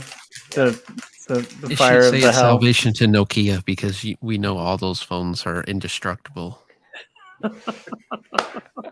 I heard some rustling. Was Corey getting another ASMR going? What was that? I actually was going to finish my cracker. I started it an hour ago. Get it real close to the microphone. Real close. Yeah, I don't. Yeah. I feel bad about Adam now. He's probably gone. I'm going to mute this. He's dead. He's dead. Don't worry about Hey, it. Corey's gonna get into ASMR Foley, so he'll. It's a new thing. Actually, I already did ASMR when I did Put Your Heart Into It. I just did it with a bunch of citrus. And like that is one of the funniest videos that you guys can see on Corey Kerr's channel. He's doing like Foley work, and he's like squishing melons and again, episode 69, squishing melons. If you guys want to watch Corey whacking his celery, go to that video. Honestly, what about that? But didn't he do one where he was like polishing his eggplant? I thought I saw he was getting it nice and shiny for the.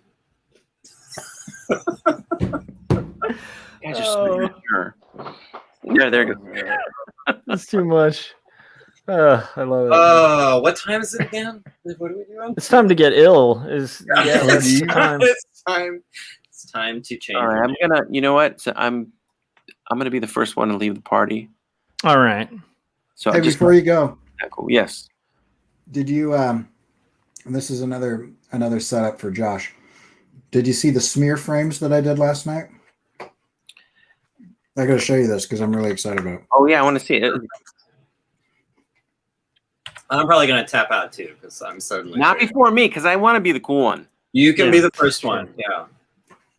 Let's oh, nice with the drumsticks. Yeah, nice. It wasn't looking right, and then I was like, "Oh, I got it." And so that looks great. And Corey's gonna hold them hostage. He's gonna be like, "If you want a drum set added, nice, grand." So I want to see Jim Lujan animation with smear frames. I actually thought You know what would be really, as I was like researching, because I don't know how to do anything, so I just make it up as I go along. And as I was doing this, I was like, okay, how do you do smear frames? Because I've done them before, but it looked weird the first time I did it. And then I was looking at them, and if you just search smear frames in Google image search, it's like very famous cartoons, really weirdly distorted. And I thought this needs to be the next Jim Lujan film, is only smear frames, just no normal frames, only like weird melting characters. That'll be my acid phase. I'm gonna do. Yeah, that'll be great. Coming soon. That looks great. Your illustration also looks fantastic. Yeah, it looks really good. I'm assuming this is going to go with the guitar guy. And then... Yeah, so I've got the 4 of them. There's a bass guitar, and then the lead guitar, and then the singer, and this guy. Oh. Actually, I've seen the finished version. He's clubbing baby seals. Yeah. Yeah. Right. But the sound of it is very appealing. It's strange. It kind of gave me tingles. Like, I don't know why the baby seal's getting clubbed. Right. By the way, why a baby seal would be in a club, I don't know. Yeah. They do enjoy clubbing. I got clubbing. Yeah. Mm-hmm. And with that, I'll say goodnight. There. Nice out. Wow, he just dropped right out before anyone could. I love it. That was out like a pro. If anybody is curious to check out Jim Lujan's work, check out Jim Lujan on YouTube, and also you can just watch some Jim Lujan stuff on Amazon Prime. So I highly recommend checking out his cartoons. He's just a few days ago, I watched Infinity Pool for the first time and loved it. I highly recommend it. It's on YouTube. Check it out. Mm-hmm. It's strange and fascinating and lovely, and there needs to be a non-canon Infinity Pool and Mars Bots crossover. It has a little, there are elements in it that are vaguely D versus Emmy that, without spoiling anything about either. Yeah, I felt like there could be a small. I'll tell you where the crossover should be. Yeah, is the radio personality. Yes, that would be that's a good idea. Yeah. Like that would be Worlds. the funny. What's that? Like Into the Worlds with the whole radio. Nice. Like War of the Worlds, like the whole. Yeah, War of the Worlds. Yeah. Yeah. Mm-hmm. The radio guy would be good, and you could have the retired singer in the background somewhere, like on a billboard or something like that. I can Raquel definitely see Welch looking. I forgot the character's name, but Chris is just firing on all cylinders here in the chat. Yeah, I'm enjoying. I want him to hop on. Yeah. But I'm always reluctant to invite Chris right now because he has a sleeping newborn. So I'm imagining that might be a little bit of a conflict for him to hop on. You don't want to disturb that. Yeah. But Chris, if you did want to hop on, man, you are welcome. Although, frankly, we might be wrapping fairly soon. I'm gonna probably. I think I'm gonna be next. I'm probably. Really tired. Yeah. I thought you were gonna say Josh, but Frank doesn't want you on. Well, there's that. Frank, that was a condition for him coming on. He was exactly. Frank was like, he had his lawyers contacting me, and I was like, yes, I agree to those terms and conditions. Chris will not appear on the same episode as Frank. The same stream. So it sounds like Gary, you're about to head out. I will let everybody know I'm probably sticking around for maybe like 20-ish more minutes because I want to finish this page. But yeah, people are free to leave. Chris is coming on, and he's going to do ASMR. What? Look at that. What? I'm reading that correctly. I'm pretty sure. That sounds a bit like it. I'm sure that's exactly what that says, but yeah. I'm gonna just send him an invite because free ASMR. It is episode 69. You guys, would be nice. It's episode 69. Maybe the last few minutes we should all be whispering. I do like the idea. Have you guys seen the artist ASMR? Oh my god! Have you seen the ASMR for artists? No. Oh my gosh, Okay. what is it? Before you go to bed, go watch the ASMR for artists. It's this girl who does. She's got like pink hair, and I think she is an ASMR like artist or whatever. But she's just saying things that make artists feel good, like you know exactly where your tablet pen is. I like the idea. I think ASMR for artists should be just stuff like, it's great, no revisions. No, Here's seriously, your it money. is exactly that. She's like, there are no notes. It's like, I It's like perfect. that there's white space on this, and I don't want you to fill it with arbitrary logos and nonsense. She said, what was the best? The best. Tracing is okay. You're drawing on the correct layer. There is no accident. Yeah, Just exactly. little She says that. mistakes. Have you guys seen it? You're drawing in the correct layer. Yeah. You're always drawing in the correct Yeah. layer. No, yeah. Yeah, that's so good. That's so silly. I will That's check good. that out. That sounds pretty hilarious. All right, guys. Well, yeah, I am tapping out next. Thanks All for right. having me on. All right. Before you tap out, let people know where they can find Dinosaurs versus Mars Bots, and Find me, and you say know it what? quickly before the Men in Black take you off air. I'm trying to drive people to my YouTube. I need some more YouTube subscribers. So find me as Gary Hodges on YouTube.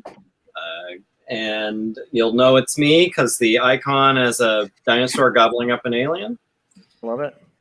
And from there, you can find links to everything else. I have my latest comic, D vs. M 1997. There is officially one copy left. Who's going to be the person to get the last copy of D vs. M 1997? Not forever, but there's going to be a new edition after that. It'll take a little while. It won't be the same cover, so now's your chance. I think that's a fantastic deal. A beyond Yes. fantastic deal. What? Did we actually get ASMR Chris? Oh my goodness. It's ASMR Chris. How's it ASMR going? Chris showed up. That's all I Come on, keep it down. Keep it down. I might have to leave at any time. Nice. That made me Very so happy. I love it. How is life, ASMR Chris? How are you doing? Good. Yeah, no, she really is sleeping. So Yeah. I'm trying to get used to like ambient noise so she doesn't wake up all the time. So yeah. Yeah. It's not a bad idea. It's just that it's like you have to go about it in a safe way because Right. sleep is it's like a resource as rare as gold for It's new yeah, parents. we're sleeping like cats, like we sleep in short bursts, really Oh. deeply, yeah. So awful. Yeah, it's I'm getting used to it, Well, I was about to practice drumming. Is that okay?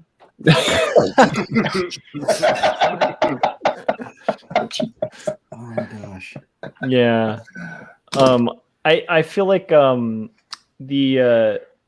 one benefit of it though is when you get out of this phase, Mhm. you will have no problem. Like I still to this day, if there's like a window where I can take a nap, Right. I'm just like out. Like I'm it always gonna take it now. Yeah, I didn't appreciate regular sleep like a full 6-8 hours. Like I never valued it until now. So yeah, yeah. But yeah, it's getting better. I think getting used to it and managing okay. That's not too bad. I mean, sleep deprivation. Who said that was like a problem? Yeah, so it builds character. That's right. That's right. I tried to go sleep early tonight. I went to sleep at 10. I woke up at 12, and I'm good for the day, I guess. Yeah, Just- I don't know how people do it, yeah. but somehow humanity's been having babies and not sleeping this whole time. I was thinking like there has to be either some plan that I don't understand or some biological imperative that doesn't make any sense to me where like after you're about 25 to 30, you're just never allowed to sleep again. Yeah, that's it. Yeah. It's either kids Yeah. or your teenagers. It's like it's infants, teenagers, or your bladder. Like it's like when you get Comics. Yeah. Yeah. because everybody about 10 to 15 years older than me is like, well, all my kids are out of the house now, but I with my prostate, I can't make it through the night. Yeah, they're I'm waking like, up at 5 a.m. to pee. Yeah, yeah, right. I'm like what is this? It's like a rule that like when you can sleep, you don't want to, Right. and then when you want to, you're not allowed to, Not and then allowed you're to, dead. Yeah. then you die. Then you die. This is the You feel human good condition. after that. This is what philosophers have been talking about for thousands of years. That's actually the basically the theme of Corey's OnlyFans is like he kind of just tells you all the different ways that your body's decaying before you die. How basically life is going to be unfulfilled wants and frustration and You could be sleeping right now, but instead you're listening to me whisper. Yeah. That's true. This will cause you neurodegeneration later in life. Oh, I love this. Temptations. The hour of sleep that you just missed is going to be the one that kills enough brain cells to cause you to just have the long goodbye. The long goodbye. The long goodbye. By the way, that was Temptations, very Frank Temptations Miller-esque. for Stream 69, guys. Yeah. Oh my goodness! You guys have That's all. what I'm gonna call the episode of Jim Lujan, The Long Goodbye. Oh, I love that. The long goodbye. That's the Alzheimer's. That's the nickname for Alzheimer's, isn't it? Oh, I didn't know that. Is that what it's called? Is that what people call it? Really? Well, now I'm thought that was the questioning it name since of, I'm like- the only one that thinks that. But Yeah, I feel like that was the name of like a Frank Miller comic. It was like Sin City, the Dame Who Wore Right, Red, and then the yes. next one's The Long Goodbye. That's how I've Big heard sleep, it. the long goodbye. Yeah. oh, it's The big I sleep. don't know. According to a very weird episode of West Wing where CJ goes and visits her parents in Florida, that's where I learned that piece of information. Why do I remember that specific piece of information and not like my wife's phone number? I don't know. Probably Oh sleep my deprivation from 3 kids. I'm Googling The Long Goodbye right now. Well, it was Oh a my movie. gosh! It was a Robert Altman movie with Elliot Gould. Okay. There's some All right. ASMR for you. I just hit my head on my microphone. Well, that was very amazing. I got major tingles from I that. got I think you tingles. should do it like 10 more times. No, I'm just kidding. Gosh, wait, that's it. I'm all about the Temptations. The little cat treats are really doing it for me. Yeah, totally. I think All right. It's a very So- specific channel. Yeah. This is bizarre, but you guys actually stayed with me through the creation of all the pages that I needed to do by the end of the night. And I want to thank. It's amazing to me that you can All of continue you to guys. work with all our nonsense. Yeah. Like this. Yeah. Very impressive that you can. I'm very thankful do for that. spell check and having a pre-existing script because it's more like copy and set up stuff. But yeah, it is hard to do. I appreciate all of you guys for coming on, especially Chris, because I kind of sent that as a joke, as the link as a joke, because I figured you'd be. So Yeah, I appreciate. Yeah. I actually appreciate you coming on because it was a really good. That actually made the joke even Thank you. funnier. I'm working on some dad stuff right now. If you want to see my work in progress. Ooh, Yeah, show let's it. Show it. Oh my gosh. Yes! Wow. Oh, nice. Here's the Nice. thing about Chris Cavagua. If he's gonna dad hardcore. He's gonna go all the way. I want to be I want to be Chris's neighbor. Yeah. Very nice. Like, Look at that. That literally- looks legit. Oh man. Every time I see anything Chris is working on, I'm like, my neighbor just works on his truck. Yeah. I want to like go next door and to see like, what is my neighbor Chris working on today? Yeah, I mean, Chris, I've seen him build like a thermal detonator, like a replica of that. Like he's made just incredible stuff that's like so convincing, and just, I mean, I admire it. I think it's just kind of a brilliant thing. Anyhow, so Chris, thank you for coming on. Good stream tonight. I just glad to be able to hop on for even a short bit. Yeah, dude. And anybody watching, check out Chris Cavagua's work as well. His illustrations are brilliant. So Sketchboy01. And follow him. And Frank, thank you for hopping on from Texas at like, what time is it right now for you? We're all sleepy, and I think for you it's crazy time, right? Like 2 a.m. Ronnie, it's I think about 2:35. Yeah, it's 2:35 a.m. Yeah. Ronnie's like more hardcore. What time is it for Yeah. you, buddy? 3:35. Yeah. It's like Wow. it's like 27 and a half a.m. It's like Ronnie's way an even hour ahead of me. past. Yeah, He's in the future. yeah. I love it. Right. So Ronnie, being that you were up the latest or earliest, depending on your point of view, where can everybody find your work? Check out your YouTubes and all that stuff too. You can find me on all social media platforms with Crimson Owl Comics. Thursdays, you can watch me and my co-host Jason Alexander do Comics Della Morte, where we review horror comics, talk about the writing, the story, and how terrifying it is. And once in a while, we like to just talk about horror topics in general, like the creating of making monsters. And not all of you guys make horror comics, but if you want to come on sometime and just talk about horror in general, just hit me a message. Dude, I might take you up on that. And you could go on Tapas and check out my horror comic that I come out each month, each episode called A Vengeful Heart. Yeah, it's really cool. And full of a lot of mystery. We talked about it a little bit at the top. So if you guys the second one coming soon. Coming soon. Yeah, we're very excited about that. And I love it. And like I said, it's got intrigue and mystery and creepy cults and a lot of fun stuff that gets me very addicted to anything. So I like it. Corey, where can everybody check out your work, sir? My OnlyFans is that's exactly what I was hoping for, was like your more ASMR work. Yeah, if you'd like more ASMR work, send me your social security number and your mother's maiden name. That's a personality test, though. Right? Yeah, that's just to tell you what Harry Potter character you are. Yeah, you can find me at CoreyKerr.com.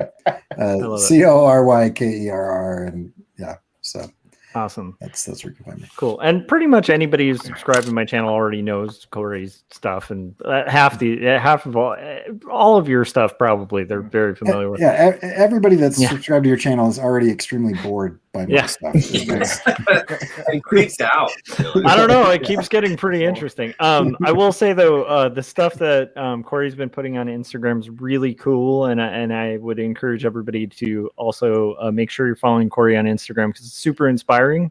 He's always doing stuff with animation that's just mind blowing.